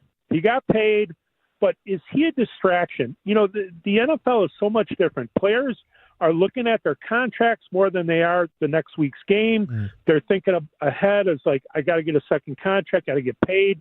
And then they become a distraction to the entire team, and you're not focused on the week-to-week, like we're going to win and we're going to be the best we can be. And then finally, that guy from Philly, like you guys said, it's like, have your moment in the sun. Sure. He was so smug. You couldn't hear it. I don't know how you guys heard it, but he was so smug and arrogant. And it's like, you know what? Your team isn't a genius either. And I don't think for a minute Jerry Jones, even though there's things about Jerry that I don't like, right. I don't think for a moment he's like Al Davis. I mean, guys, you know, made the NFL Hall of Fame, stadiums all around the country, new stadiums, I think can be attributed to him. And if you look at the number of players around the league that came up through the Cowboys system and moved on to different teams, that's nothing like what Al Davis did. So yeah, thank you, Paul. I appreciate Bryan, the call. So what do you think there about the comments with? I mean, I think that he brought up two players that we've kind of heard. Like we've talked about Diggs. Oh, Diggs, yeah, and Brad brought it up. Yeah, and Brad is rightfully brought up about Diggs, and he just did not attack his rehab, much like we saw Overshown attack his rehab. And you know that's we've seen Steele do it. We've seen some other guys really go above and beyond. Dak, I mean, for instance, Dak got to the point where he had to have a second surgery. He attacked it. Yeah, they're like, much. dude, you're doing too much here. We need to kind of rein this thing in. But yeah, I think that I wouldn't use the word business decisions. I know for a fact the biggest problem they have with Guyton is the immaturity factor. If I said that right. Yeah. No, they're learning how to be a pro, fighting through, know the difference between through injuries and being hurt. Yeah, knowing what the difference between pain and injury is. And so, yeah, I mean that's but Diggs, you can absolutely. I was kind of hopeful he would name some names and maybe we could get to the bottom of this. But I just kind of feel like that Diggs is going to, for the sake of his career, he had better take this one seriously. And when he's able to, get out there on the field with Britt Brown and do what he needs to do, he better get it done. Because if he doesn't, man, that's 2 years in a row now that he has not, been a factor, and he's been injured, and they need him to be more availability, man. Yeah, availability. If you're not available, all of a sudden that contract does not look. You're paying a premium price for a player that's not playing for you. Exactly. And you look specifically this year at some of the Cowboys' highest priced guys. All those dudes seem to be on IR. Every one of them. I mean, it's heartbreaking as a team that is very top heavy and pays a select few, and then bottom feeds, to your point, to fill out the rest of their roster. Yep. That's not a winning formula moving forward. 877-881-1053, that opens up a line. I did want to ask about Paul's comment there in terms of switching offensive coordinators and even a head coach to put Dak in a different offense. You obviously gave Dak the 4-year highest paid player in the NFL. Fans know about this. I think that might be a reaction to the struggles the defense had under Zim this year for the first half of the season. New scheme, new checks, new language, all that stuff. You had success under Dan Quinn. You got to get buy-in from some of these guys so the differences will actually work. Seemed like the more they got to play, the more they got to know Zim. Zim got to know them. The defense is figuring it out. How much does that weigh into the offense, though, for next year? Like, would that hold you back from firing McCarthy just because I don't want to change coordinators for Dak? I think that, in this day and age, I think you have to be willing. Dak has had success. He had success under Kellen Moore. He had some success last year under Mike McCarthy. The disconnect early in the year, this wide receiver group wasn't good enough. They didn't run the ball well enough. The offensive line was not very good. The tight ends weren't very good. There were a lot of things. Dak wasn't very good. The play caller. I mean, they had a lot of things that, and once McCarthy, they kind of figured out the offensive line stuff. They started running the ball better. CD played a very, very high level, without others around him. So I would never be afraid to trying something different. Not with a veteran quarterback. Not with a veteran quarterback. I feel like that should make the learning, the learning curve a little bit easier. Yeah. Right? This guy's seen a lot of football. What the Jets did, though. The Jets did this with Aaron Rodgers, trying to get him some familiarity, and their offense has gotten worse, doing that. So, no, I think as a coach, you got to be, or as a player, you got to be able to adapt to whoever your coach is. I mean, heck, we've seen it happen with Josh Allen mid-season. Yeah. And now he's having arguably his best year. Yeah, they get rid of So I don't think that should be a reason to not make a move because of that fear. I mean, I think that's the one thing in defense of Dak. I don't know that he's ever had a difference-making play caller. I think he made Kellen pretty damn good. The guy from the Eagles guy calling would say he would say Kellen Moore. Gee, I don't know, right? Yeah. I think Kellen Moore became a better coordinator after the last 2 seasons of dealing what he's had to deal with. You know what I'm saying? With him and Mike McCarthy not being, really on the same page with some things, and him going to the Chargers and being. I think you learn as a coordinator what can work and what can't work. He's got an outstanding team. He's got one of the best offensive lines in the league. He's got a quarterback that he if he doesn't screw it up, he's really accurate throwing the football. Maybe the best running back. Maybe the best wide receiver tandem, right? It helps when you have the players. Yeah, you didn't see Dallas Goedert play today. I mean, they've got a tight end. I'd say legit. They look like, to me, they're a team that fixed their defense in the secondary.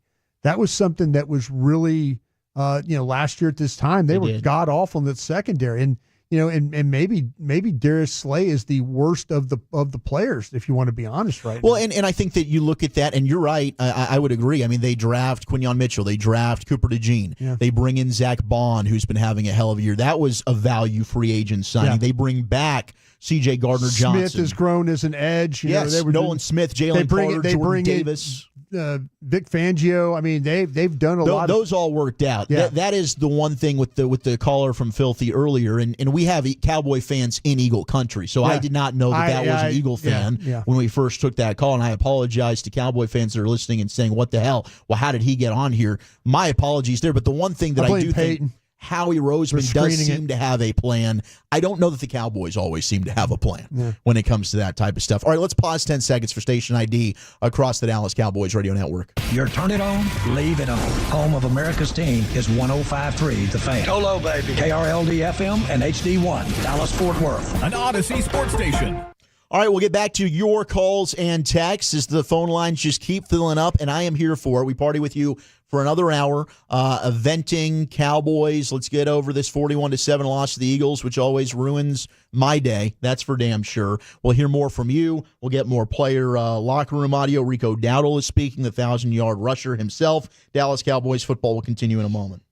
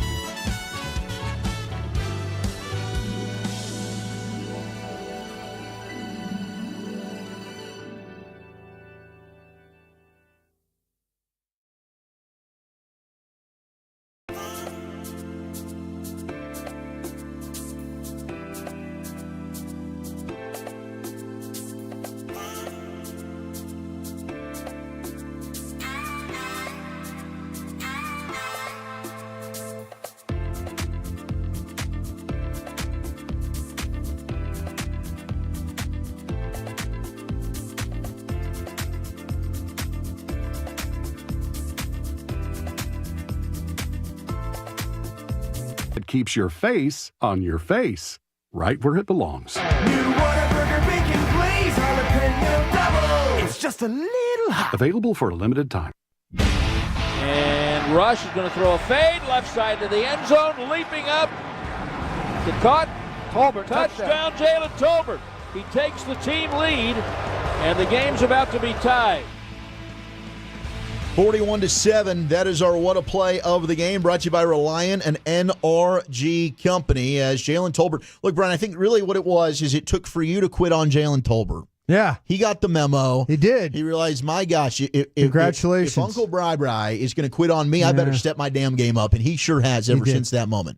I've been in this position many times. I know that's how it goes. You should really take the credit for this. Go on a victory lap. No victory lap here, man. A dislocated finger badly, like skin, busted up. Sounded sprained horrible. His balls one time against Pittsburgh. Yeah, good for him. But that doesn't keep me from looking at a wide receiver in this draft, and there's several of them. You might be in a good position to take one there, possibly. You're sitting there at number 12 right now. This room needs a big upgrade. It doesn't need hope and promise and all that kind of stuff. It needs to actually be upgraded. Yeah. And instead of us every week talk about, okay, well, maybe this and maybe that. Well, they need to go get some legitimate players that way. I mean, hey, if I don't see him as being a number 2, but like I say, I don't think they have a particularly good room other than CeeDee Lamb. That's just. Oh, I agree with you. And you know what? I think they need now. Can some of these guys, him and Brooks and all that be a part of it? Flournoy, sure. Can they improve? But none of them have taken that step. And we thought after Pittsburgh, this was the time for Tolbert to do it. Yep. The meat of the season, when you needed him to emerge and you didn't have Brandon Cooks and to legitimately step up and be a wide receiver too, in fairness, Jalen Tolbert failed to do so. Yep. So the last 3 weeks is great to see, but he has not taken that step forward to say where you should feel confident that can be our wide receiver 2 next year. If that is how you feel, then that right there is a big problem that this team has when it comes to team building. That's misevaluating your roster. Yeah, that's falling in love with your guys. Yep, we drafted him. We had a high grade on him. You know what? Sometimes you got to tweak your thinking when you see them play in the NFL for a few years. Agreed. And some guys are late bloomers. I mean, heck, I think you're seeing Mozzie play much better football now. Yep. But again, right, you were relying on him, and some fans are just going to be soured by a bad rookie season. But I'm with you. I mean, I'd take Mason Graham from Michigan. From Michigan? Well. Oh, yeah. I would, too. If he slid to you at 13, I'm taking Mason Graham 100%. I would. But I think Emeka Egbuka, Ohio State, Luther Burden, Mizzou. Really good player. Those are names that will be on your radar. Egbuka from Ohio State will be a cleaner player, I bet, than Burton when it comes to. Much better route runner. Yeah. Bigger. Doesn't have quite the explosiveness after the play, but Egbuka I like a lot. I'm with you. They're both really good players. And it seems like you take a guy out of LSU or Ohio State, you're probably going to get a good player at receiver. I don't think McMillan, the wide receiver from Arizona, is going to get to you. I don't. Okay, and I know we're going on a draft class tangent here, but I would say this, and you think he gets you to maybe 12? If he starts sliding past the top 5, is he so good and the rest of the class is so I don't know about that you just say screw it and you move up to go get him? Yeah, but man, I need these picks. I need the picks too, but it's like, man, I feel the fact that I've already burned a 4. Yeah, you're right. Yeah, you're right. And yeah, like Wolchuk signed T. Higgins from the 214. T. Higgins, yeah. But when are they're not showing you they want to go out and spend money on guys. $35 million. Like, we talked about, hey, would you trade your first for Garrett Wilson, who's unhappy, but then you got to pay him. Yeah. You think they're going to pay Garrett Wilson? I don't know. There's so much. I think he's got. I think Wilson's got a little bit more of years left on a rookie deal. Though, I think he's got at least one more. Okay, at least one more. I can't. Is he year 3 or 4? I don't know, man. You ask these questions. I'm asking you questions. I need you to figure it out for me. All right, I'll do some homework on it. Let's talk with Jeff. I'll do some homework when you talk to Jeff. Jeff, what's up, buddy? You're on the official postgame show of the Dallas Cowboys. Hey guys, I just listening. I agree with everything that you've said in regards to the coaching staff. I agree with you. Dak is a $60 million quarterback. He's a veteran. If they need to have a new system come in for him to learn, they need to do that. I don't think that should sway them at all from making a coaching change. But I have a question for you, Brian. And I don't want this to come off like an attack or anything, but I've heard you like earlier in the year talk about recently how you talk about how you would take McCarthy from Monday to Saturday. Mm-hmm. But the question that I have for you is just in regards to what took place earlier in the season when some of our veterans were coming out, Jordan Lewis, CD, Dak, saying that they were practicing terrible and things like that. I understand. Wouldn't that be? Is that that's obviously a reflection? No. You're absolutely right, and I appreciate you calling me on that, because to me, when we say he is considerate of the team's health. That's really where and you're right. It's troubling to hear players talk about and he even admitted, he goes, we didn't have a good day of practice, we didn't have a good week of practice, we didn't have that's troubling. It is. Where my focus is from the team get ready from Monday through Saturday, he is remarkable when it comes to his team's health, and I mean being able to get the team there. Now, the last 2 years, they were the healthiest team going into the postseason. This year didn't mean anything, but they were. But that, like I say, you're right. Their injury reports at times have been. Now, this year has been an absolute mess. But you're right to call about McCarthy and the practice stuff. That would drive me effing nuts if my coach, and we talk about we can't do things, we haven't had a good week of practice, we haven't done this, haven't done that. That would drive me. I could go out and watch practice sometimes when I was in the league, and I would we have no chance this week just because of the way we practiced. I'm like, this is not going to be winning football this week. So anyway, but thank you for calling me on that. And a lot of it I think has to do with his able to get the team with the health and stuff like that. Looks like, by the way, you got the 2025 season. That'll be his fourth year, and then there'll be the fifth-year option. So you got next year. You got 2 years. Year on his. You got 2 years. Yeah, it might be Jordan Addison with a big catch here. That's what they're looking for, right? Jordan Addison, perfect complement to Justin Jefferson. You're kind of in need of that moving forward. And Brandon Cooks, I thought, was a guy that could fill that void. They tried to get Cooks the football earlier today. I've never felt like they used Brandon Cooks particularly well for his skill set, like the crossing routes, that works, but like the slant. Like the pick six happened on the slant. Very reminiscent of the interception against Green Bay in the playoffs. Sure. Like it seems like anytime you're going to run Brandon Cooks, not a big receiver, he's a body catcher. He's not going to go and attack the football really. And I love Brandon Cooks, one of our favorite guests every year at training camp, and he's had an absolutely stellar career. Mm-hmm. But that's probably not the route you're going to want him to win on there. It's asking a lot. Yeah. When you said Jordan Addison from the Vikings, and you're just like, that's the kind of guy you're looking for. I don't think this guy's declared yet, but that Evan Stewart you've seen him from Oregon? A&M transfer to Oregon. Yeah. You seen him play? Yeah. 6 foot 175. He's got some Jordan Addison to his game. He does. He's also one of those dudes. Maturity. That's going to end up being a conversation. Right. I know a little bit about his recruiting. Oh, I got you. He's a Frisco kid. There. Yeah, he is. Local kid. Yeah. And supreme talent. Yeah, he can really fly. Is. He can fly. And when you're watching the playoff draft fans, Evan Stewart's got to pay attention to. Local kid. Number 7 from Oregon. But there was some, he can be, there's a reason. Moody? Difficult to okay, a little bit, but hey, again, maturity. Like we've seen guys make, but on the football field, dude's a stud. Now, definitely you got to keep an eye on. All right, let's keep the conversation rolling. Let's go to Darren in Michigan. Oh, the Wolverines. What up, Darren? Hey, first of all, guys, let me say it is an honor. I'm a first-time caller, so it is an honor to talk to both of you. So thank you so much. Thank you. I'm 54 years old. I've been a Cowboys fan since I was 8. That's a whole side story. But, I was calming down until that Philadelphia fan called up. Yeah. Me too. I would argue that they've had amazing success despite Kellen Moore. Yeah. I mean, here's a guy who's got the best running back in the NFL, and yet he's running his quarterback all over. Mm-hmm. Finally, it caught up to him. Yeah. And their genius offensive coordinator gets their quarterback injured. He gets a concussion. I'm actually surprised it hasn't happened before this week.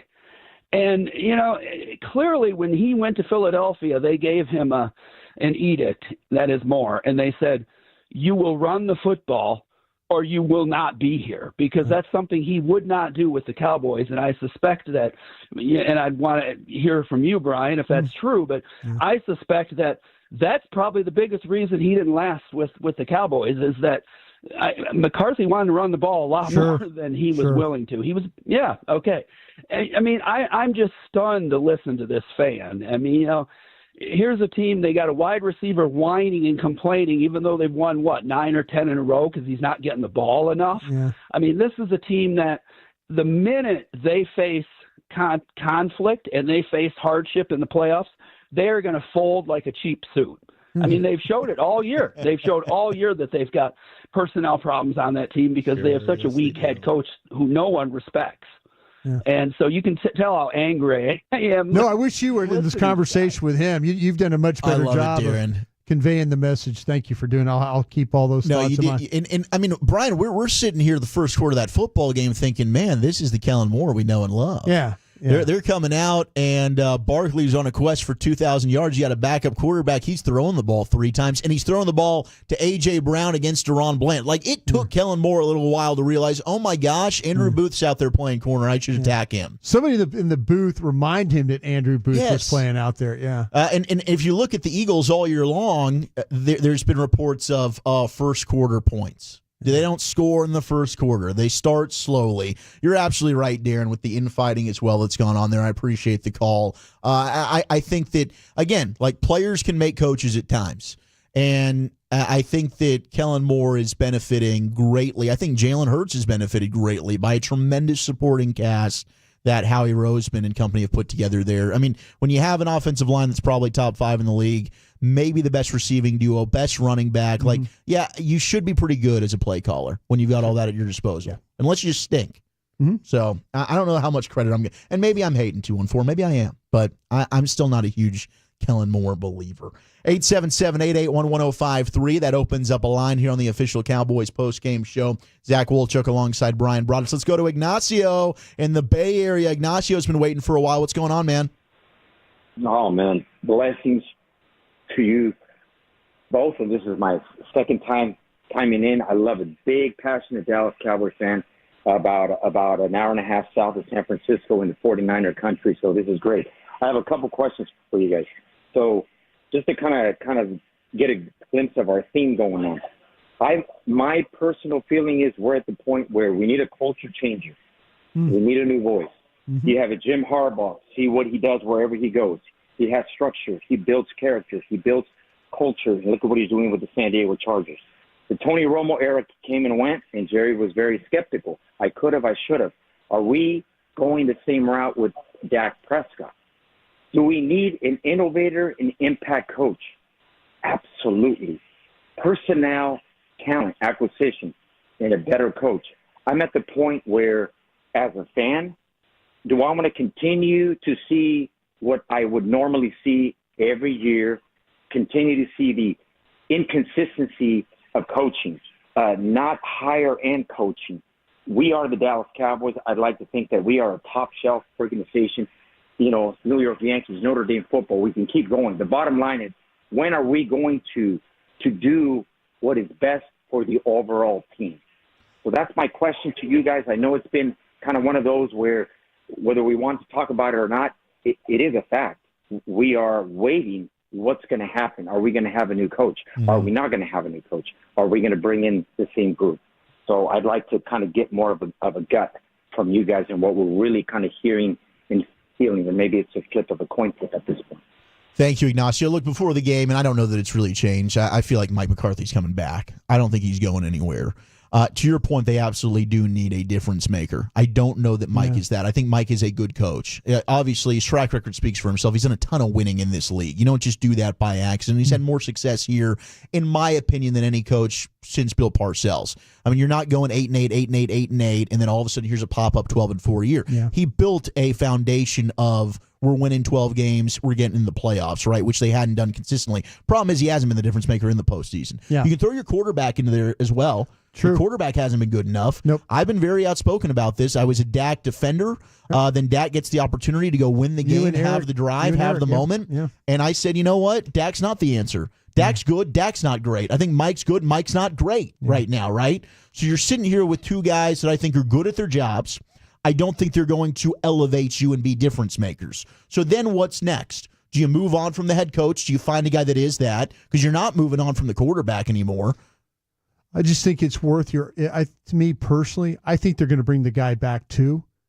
But I think it's worth your discussion as a group to sit down and say, okay, what are the positives? What are the negatives? What are we going to benefit out of this? What would we like to see differently? And if Mike McCarthy, I keep saying this, if Mike doesn't want to change things that you as a group feel needs to be changed, then he needs to be removed. We're not going to run this thing back. If we run this thing back, we're going to run it back, but we're going to have a different direction in certain areas. And we're going to see if Jerry Jones and Stephen Jones and Will McClay really want to stomach a coaching search. Because if they bring this thing back, that just tells me that they don't or they didn't. Well, and it's what's become pretty disheartening for me as a diehard longtime Cowboy fan like you and so many others that are driving around or wherever you might be listening is, Jerry's always told us you don't know the amount that I'd write, the check that I'd write to win a championship. But we've kind of seen and heard the opposite when it comes to hiring coaches.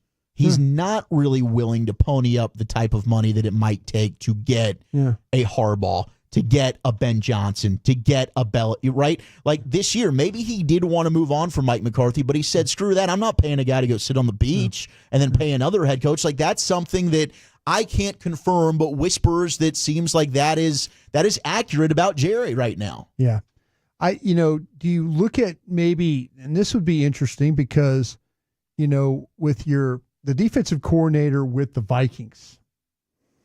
Oh, Brian Flores. Yeah. Do you consider Brian Flores knowing that he's worked with young offensive coaches at Minnesota? Is that, some of these coaches, I think Brian Flores, I think there's probably some problems with Brian Flores because of, I don't know if still have the lawsuit going on with the NFL. I don't know if Jerry the Tua stuff that came out. Yeah, I don't know, but there you go. If you have a coach like him in mind that you feel like could do things for you defensively, but has a handle on, maybe he's got a handle on the offenses he hates playing against.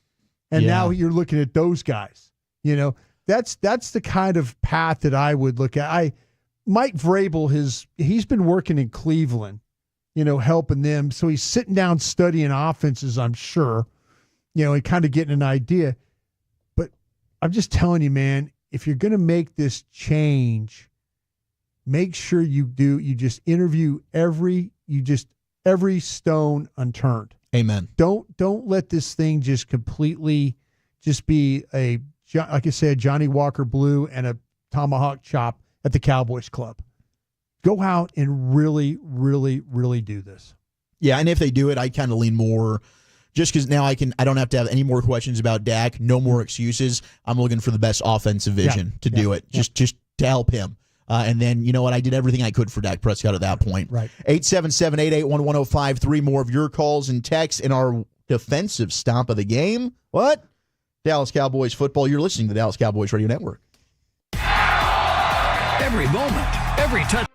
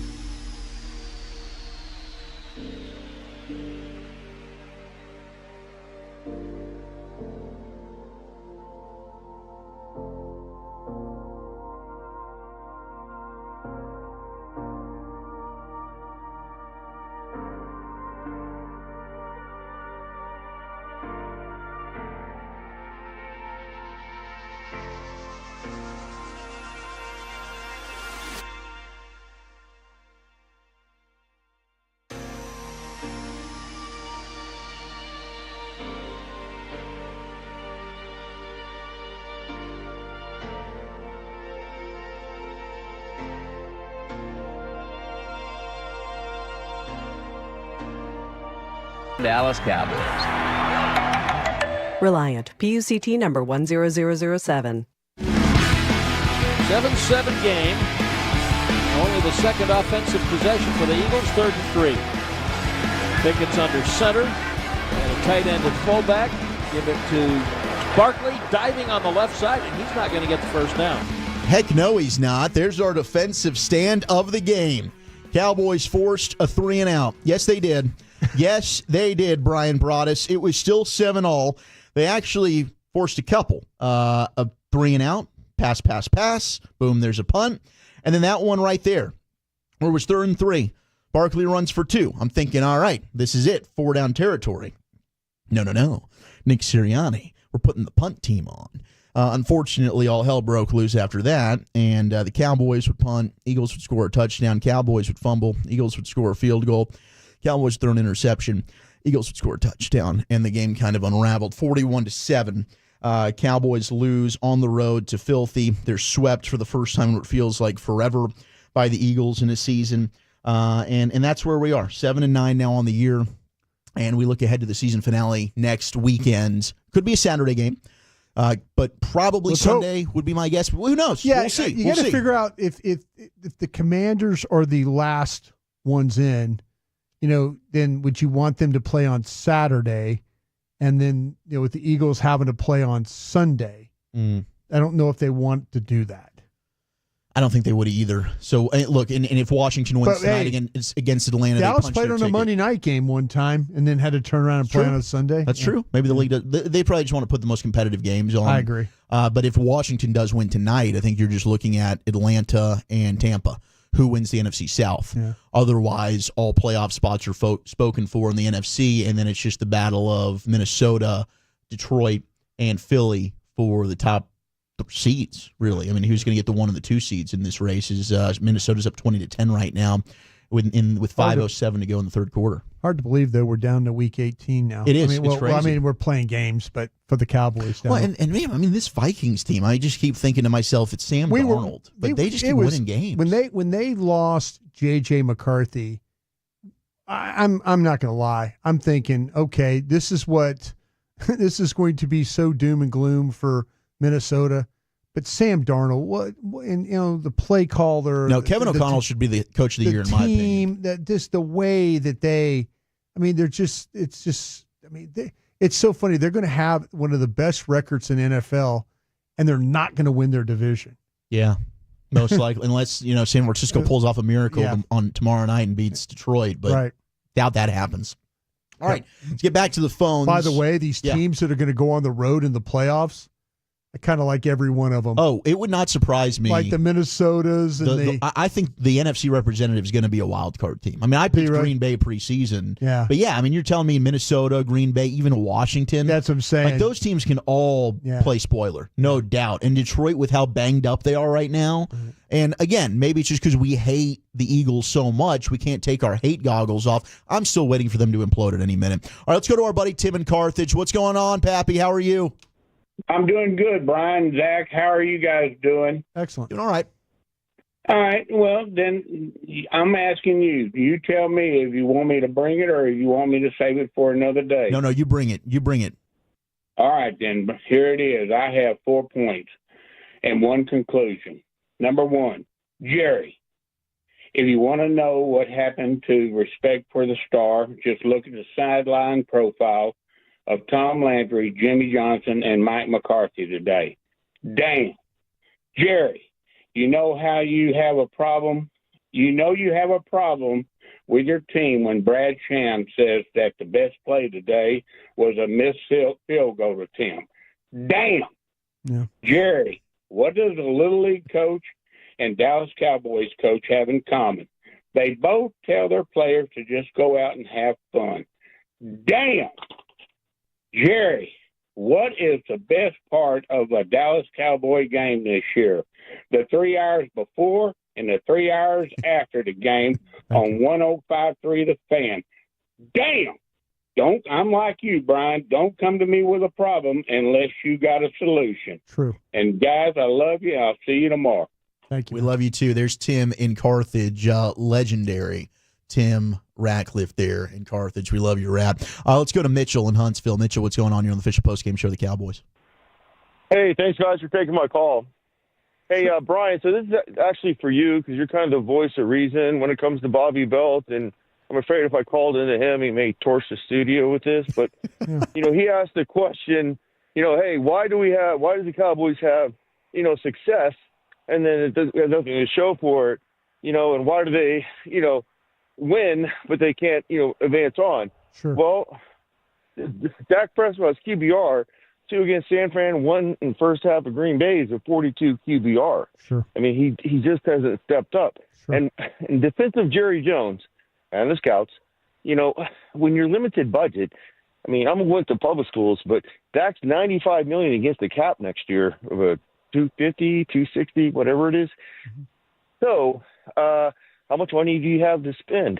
And your whole show is based upon hope. And, where I have despair is Dak has a losing record against 500 teams. He's really a lot of money against the cap, so it limits them flexibility-wise and what they can spend. So I'm kind of running out of hope. And then the second point, if I can make real quick, which is completely different, for the love of God, can somebody explain to me what defensive pass interference is? Because it's like every play, there's an incompletion, you're saying no flag, no flag, no flag. Because it's like if they just touch, which they do on every play, you think they're just going to throw a flag. And I'm like, my God, there's more contact in women's field hockey than there is in the NFL right now. Thank you for the call there, Mitchell. Yeah, I mean, I think that it's become very, very subjective. Pretty much just depends who the officiating crew is. Some of them call it more than others. We talk about it every week in the officials report and stuff. And sometimes you get these officials that there's certain calls. I mean, hey, we got a roughing the passer penalty called today. That was a legitimate roughing the. Brad Allen's crew was averaging almost 1 a game, so they got their quota today. But yeah, the officiating it varies from week to week, and that's why these teams study these guys and gals because you can find some clear trends that you might want to avoid here. But the Dak Prescott stuff, I can understand people being really, really disappointed in Dak, and the fact that the amount of money that they're now outlaying for that. I mean, a lot of pressure on Dak Prescott now to deliver on that contract. We've seen CeeDee Lamb deliver on his. Dak has got to find something very similar, or this is going to go down as one of the worst deals in Cowboys history. No doubt. I will say when it comes to the cap, and look, he's got to get healthy. They do, and he's got to play at a he's got to play. Last year he played at an MVP-like level. Yes. This year he did not. He didn't. And specifically in the postseason, I'm with you there. That's kind of where I felt like your defense 2 years in a row against San Francisco played well enough to win the game. You needed better quarterback play. And unfortunately, Dak didn't give that to you. And last year, defense was terrible, but he also was contributing to the problem in the first half as well until you came back. But with the cap stuff, I mean, this has always frustrated me. It absolutely is one of those things where, and you can just use the Eagles as an example. Eagles paid their left tackle, Lane Johnson. They've paid their quarterback in Jalen Hurts. They've paid both receivers in A.J. Brown and Devontae Smith. But their cap numbers are like really low if you go look at it. They do a much better job. They manage that thing. They do a much better job than the Cowboys do. Yeah, somehow you look at their cap numbers and they're in the millions of dollars, but they're not spread it out better the way they structure the contracts. Yeah. And I'm not a cap expert by any means. Me neither. I know there's people that are probably sitting there at the Star like, dude, shut up. Yeah. But it is frustrating to hide behind we paid the quarterback. Yeah. Now we can't pay, because you see other teams doing it. Like, what did the Bills just do this offseason? Yes, they said goodbye to Stephon Diggs and a couple of safeties. They also drafted Keon Coleman, and then they go ahead at the deadline and bring in Amari Cooper, right? Like, it's not like they just stood. We talked about the free agent additions the Eagles made. Every year they're doing something. Does it always work out? No. But their recency of success, yes, it's not. They've had one Super Bowl. They've been to another. We're craving that right now. And when you see a division rival that seems to be executing that better than you, it causes me to wonder, like, okay, can we change something here in how we're doing some of this stuff? I don't know. But I don't want to live in the cap excuse, like, where's the money? Because then it's your only way of team building is your scouting department has to nail every single draft pick, and that makes it nearly impossible. As good as they've been over the last decade under Will McClay and that staff at drafting, there's no way you can hit every single year perfectly. And they've got to be walking down the halls like, guys, can we get a little bit of help to replenish this roster via free agency? Because otherwise, yeah, you're in a position like you are now, where Maris Leofau, Kalen Carson, Guyton, we need you dudes to step up. We need you to be playing big-time minutes. BB, you're starting for us. And you don't have the luxury of the growing pains. And when you complain about the young guys playing, what's your choice? I got to get the cheap assets right there. 877-881-1053, the number to call, the number to text. Go to Chris in Plano, my neck of the woods. Chris, what's going on? Hey, first-time caller. Thanks for taking my call. Mitchell really hit on a lot of stuff about Dak that I agree with. Mm-hmm. But I called about Micah Parsons. Sure. And I was really, I saw something the other day. For the last month since he's been back, the Cowboys' defense is on a tear, number one in sacks. And do y'all have the line? Did he have a tackle today except for the end zone where Pickett ran over him at the goal line? Micah had 2 tackles. 2 tackles. I don't have the pressures in front of me, though. Well, that's more than Green Bay last year in the wild card. I saw a play near the goal line where he looked like Tony Casillas against the Detroit Lions when Barry Sanders blew by him. He stopped. He stopped and looked around, and then he went after Pickett. I think that's where Pickett hurt his ribs. He kind of stopped or something. I don't mean to jump on the guy. I'm just saying, he gets the sacks, he gets a tackle, has great games against mediocre teams. He's a Dak Prescott on defense. And we're getting ready to back up the armored truck and pay the guy. And it concerns me as a fan. I mean, I think it's not a good move. If he wants to, I heard him say he would take less money if he could bring in another player or something. That works. Dak didn't do that. He sure didn't do that. But my concern is Parsons. He disappears in big games just like Dak. Yeah, that's Micah Parsons has generated 47. This is going into today's game. Mm-hmm. Micah Parsons has generated 47 pressures, 8.5 sacks since returning from injury in Week 10, both of which are the most in the NFL during that span. In addition to his high production volume, he has recorded an average time to pressure of 2.58 seconds since Week 10. That's the 6th quickest among defenders with at least 15 total pressures during that span. He caught 2 of the best tackles when it comes to, because the Eagles with Jalen Hurts, they allow more time. Jalen Hurts holds the ball more than 2.5 seconds. He's one of the top when it comes to that. I know Hurts didn't play today, but their offensive line is built in a way that their quarterbacks can hold the ball. And yeah, do you need to win against Lane Johnson? Absolutely, you need to win. Do you need to win against Jordan Mailata? Absolutely, you need to win against Jordan Mailata. But sometimes these matchups are not great for certain pass rushers. And I think that, you like I say, you got to go back and look at, who are the guys that have given Jordan Mailata and Lane Johnson problems. Tank Lawrence in his history has given Lane Johnson some problems. There's been no Tank Lawrence in this. We haven't seen Tank Lawrence since the first Giants game. So I'd be real careful. I'd be real careful about the Micah Parsons. Are you going to have to spend a lot of money? Absolutely. But since he's been back, I just read you the numbers. 47 He's pressures, been sensational. 8.5 sacks since returning. That is something that most offensive coordinators do not want to deal with. No. No, not at all. But to the point of, in big games, 8 solo tackles, 10 assists, 1 sack, and 4 career playoff games. So I do get that point of it where you want him to step up against the elite competition. But overall, I mean, it's hard to criticize Micah. Like, he's been your best player since he's been back from injury. He's been absolutely phenomenal. Yeah. All right, we'll put a bow on this one. We'll give you your player of the game. We'll get you set up for the post-game show with a 3-time Hall of Famer Chris Arnold and James Tritley. So if you're still on hold, we're not able to get to you. We'll carry that over on the flagship 105.3 The Fan. Dallas Cowboys football will continue in a moment. It's football season. Grab your Dallas Cowboys gear at JCPenney. If you love America's team, we've got all the...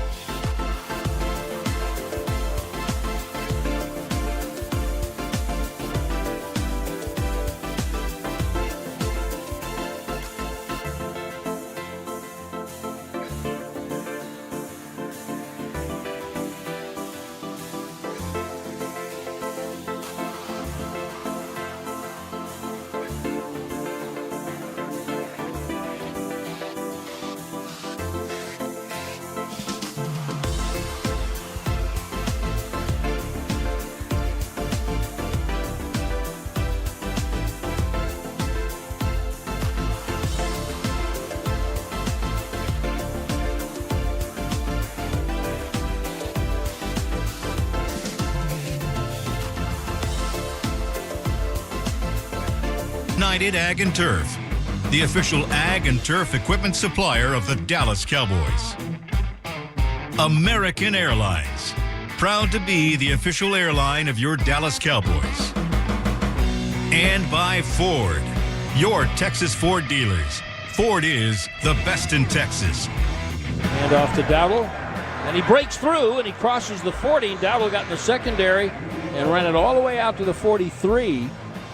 Dowdle's going to get to his 1,000 yards.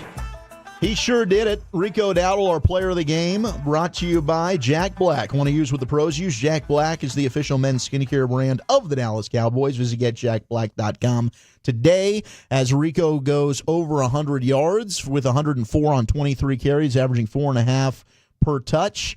And he is officially over 1,000 yards on the season, becoming the first Cowboys undrafted running back to do so in franchise history. So congratulations, Rico. And he's doing it without the added game. I think that's kind of the key here. He's doing it in the 16 games. Didn't get the additional 17. I know people are going to say if Barkley gets it next week, there's an asterisk next to it. He got the benefit of the extra game. Maybe. He did get the 2,000 mark, though, within the 16. But let's hear from your player of the game, Rico Dowdle.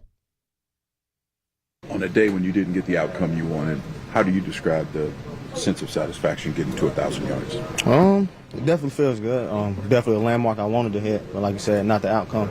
Wish it was a different outcome with it. Had a fumble, but definitely satisfying getting it, reaching that landmark. Good defensive front. Felt like you had to make a couple of cuts, more so than you would in recent games. What were you seeing as the game went on to help get you to that 100-yard mark? Like you said, making a couple cuts. Those guys up front, just moving, getting a little bit of movement, making the cutbacks, couple jump cut, make a guy miss, and it opened up. I think we ran the ball pretty well, and they blocked real well up front today. So, yeah. Obviously, 1,000 yards is a big mark for you, but what's it like to watch Saquon hit 2,000 today? And, just as a running back, how much appreciation do you have for him? Like I said earlier in the week, he's setting the standard right now and doing what he's supposed to do, and he's had a great season. But and like you said, he hit that 2,000 mark, and I think he's probably around like 60-something away from the record. So hope he can go do that, and that helps everybody out in the running back world. So definitely a lot of appreciation for what he's doing and how he's doing it out there. As a running back who works on the same craft that he does, what are some of the things that he does that we might not see, but you know are really special? I explained it earlier in the week. He just got a real second reaction after the original whatever is not there. He's good at finding creases, jumping around, and just creating on his own. And that's one of the biggest parts of his game. He's able to create on his own, and it showed a lot out there today, especially in the second half. He started doing a lot of creating on his own. And after winning 4 or 5 here and kind of riding yourselves and working on some of the things that were troubling you earlier, how discouraging is it to have this game kind of pop up after you seem to kind of get on track here? Yeah, very, very, very discouraging, I would say. Like you said, we won 4 out of the last 5, and coming into this game, we definitely didn't think this would be the outcome. Definitely thought we had enough and to go out there and win this game, and still do. But you can't win games when you're 4-0 on a turnover, and that hurt us a lot, including myself. So it starts right there. It's hard to win games in this league when it's 4-0 on the turnover round. So that's one of the main things. All right, that was Rico Dowdle, and congratulations to Rico for that accomplishment, hitting the 1,000-yard mark. I know, obviously, the result was not what they wanted, as he said there, but it is pretty incredible, and he's now setting himself up for how's this offseason go for him? What is his value like in free agency? I know Bobby Bell has thrown out like some different numbers. I know he jumped on the flagship 105 through the fan with you guys in G-Bag this week, and he had some contracts. I liked the number that he threw out. I think it was like roughly 4 a year for Rico. Maybe do 3 years, and it's 12 million. Yeah. And the first 2 are guaranteed, whatever it is. Rico's certainly a back that can have success in this league. He's a hard-nosed runner in between the tackles, not a lot of wasted motion. I do think, regardless, you need to add some pop. You need to add some juice, some speed. I think that's one thing that they're lacking in their backfield right now. Rico, not necessarily a home run hitter, but certainly has proven more than capable of being a lead back in this league. No, I think you're absolutely right about that. And I am not opposed to adding a back. And I know there's people that have this phobia about taking a back in the first round. If you're picking at 12 or 13 and Ashton Jeanty is there, I would sure like to measure if he's the best player on your board, or is a wide receiver the best player on your board, or is Mason Graham, the defensive tackle from Michigan, on that board? Maybe even, depending on what you think about some of these edge rushers, Starks, the safety, where would you have him? Dallas is going to be in a really good spot. Now, they might be on the end of the run when it comes to first-round grades, depending on, some teams might just have, maybe 15 guys that are first-round grades. So if you're sitting there at 12 or 13, you're probably going to be right on the edge of those first-round grades still left. Yeah, I mean, if you look at who are the top really 5, good players. For sure. But who are the top 5 leading rushers in the NFL this year? 3 of the top 5 are first-round picks. Yeah. And 4 of the top 5 were first or second-round picks. Signed with another team, though, too, right? Yeah, like Barkley left, first-rounder, went to the Eagles. Henry, second-rounder, went to the Ravens. Kyron Williams would be the only one that isn't a day 1 or 2 pick. Josh Jacobs, first-rounder, went to the Packers. Bijan Robinson, first-rounder. Yeah. So, and then your 7th leading rusher, Jahmyr Gibbs, first-round running back, right? So I think there's a difference between finding, I can find a running back that can be productive, but do I have a difference maker at running back? Yeah. That has been the theme of today, the difference makers. Those guys are difference-making running backs that impact their team. I think the more that we get into Ashton Genty from Boise State, you're looking for the guy who has the least amount of holes in his game and the least amount of holes in his character and personality. And I there's going to be guys that others that are going to be probably at that same spot that are just as capable and just as good. And that's the determination you have to make. But when I'm making a pick that high, I'm interested in getting the guy with the best character. You can't afford to bust on it. You can't afford. You've seen how that'll set Zach specifically Martin, this to me, team back. You need that Zach Martin type of a player. Yeah. That and be honest, we really didn't have Zach Martin all that long here, did we? 10 years. 10 years. I mean, that's in offensive lineman life.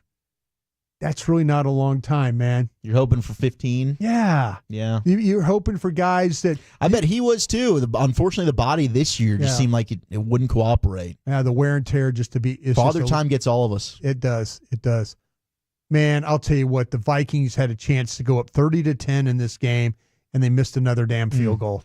27-10, Minnesota. Maybe we just haven't given them... I know I haven't. I mean, Sam Darnold today, 349 yards, 3 touchdowns. And I'd still look at probably in a playoff game, I'd pick the Packers to win. And they're getting their ass kicked right now. It's crazy. I love Kevin O'Connell. I think he's the man. Justin Jefferson's a badass. I'm not buying into Sam Darnold, but maybe I should. Maybe I'm a fool. Yeah. Vikings up 27-10. They're looking really, really good. Dolphins are up 13-3 on the Browns right now. I guess that's probably a good thing. You probably want Miami to win, maybe win next week as well for the Cowboys for tankathon purposes. Of course, tonight we get Falcons-Commanders. Commanders win. That is your opponent for next week at Jerry World at AT&T. If the Commanders win, I believe they seal the 7 seed and the final wild card spot in the NFC. So next week's game for them, I don't think would mean much. I'm not really sure. I guess no, they would be, because they would have 11 wins, and I don't think anybody can get to them now. No, they'd be in. I'm thinking Green Bay, if they lose, maybe they're still jockeying for seed. For 6 and 7? Yeah, maybe. That might be still a factor for them next week. But Bills... Green Bay gets that 7 seed. I am hoping I'd love to see them go and kick Philadelphia. I would too. That'd be a rematch of week 1 where I thought that they were the better team that night. Yeah. But unfortunately, Jordan Love played really, really badly, and he got hurt for a period. They turned the football over. That'd be a fun game. Bills shellac the Jets 40-14. They're 13-3. They're looking, of course, to try and get that 2 seed. Raiders over the Saints 25-10. I think they clinched it. The 2 seed, good for them, good for Buffalo, because nobody circles the wagons like the Buffalo Bills. 45-33, Giants get the win over the Colts. They move from the number 1 pick to the number 3 pick. Bucks get the win 48-14. They're 9-7 now on the year. A win next week, I believe they clinch the NFC South. No, I tell you what, Atlanta lost tonight, they clinch. Okay, so there you go. Yeah. So the NFC South probability, if the Falcons win tonight against the Commanders, their postseason odds rise to 80%. If they lose, 19% are their odds right now. So the Bucks have a 57% chance to win the division, 8% chance to get the 7 seed. Jags beat the Titans 20-13. So you're all caught up on your scoreboard for today.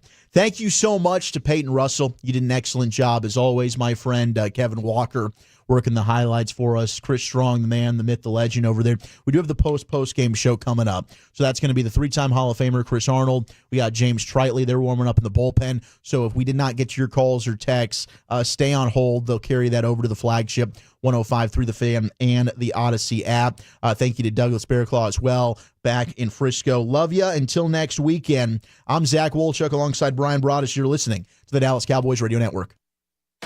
Don't fumble your wax routine. This season, not only are the Dallas Cowboys cheerleaders hitting the field with smooth moves, but with smooth skin and cowboy confidence. Our official partners at European Wax Center are the best.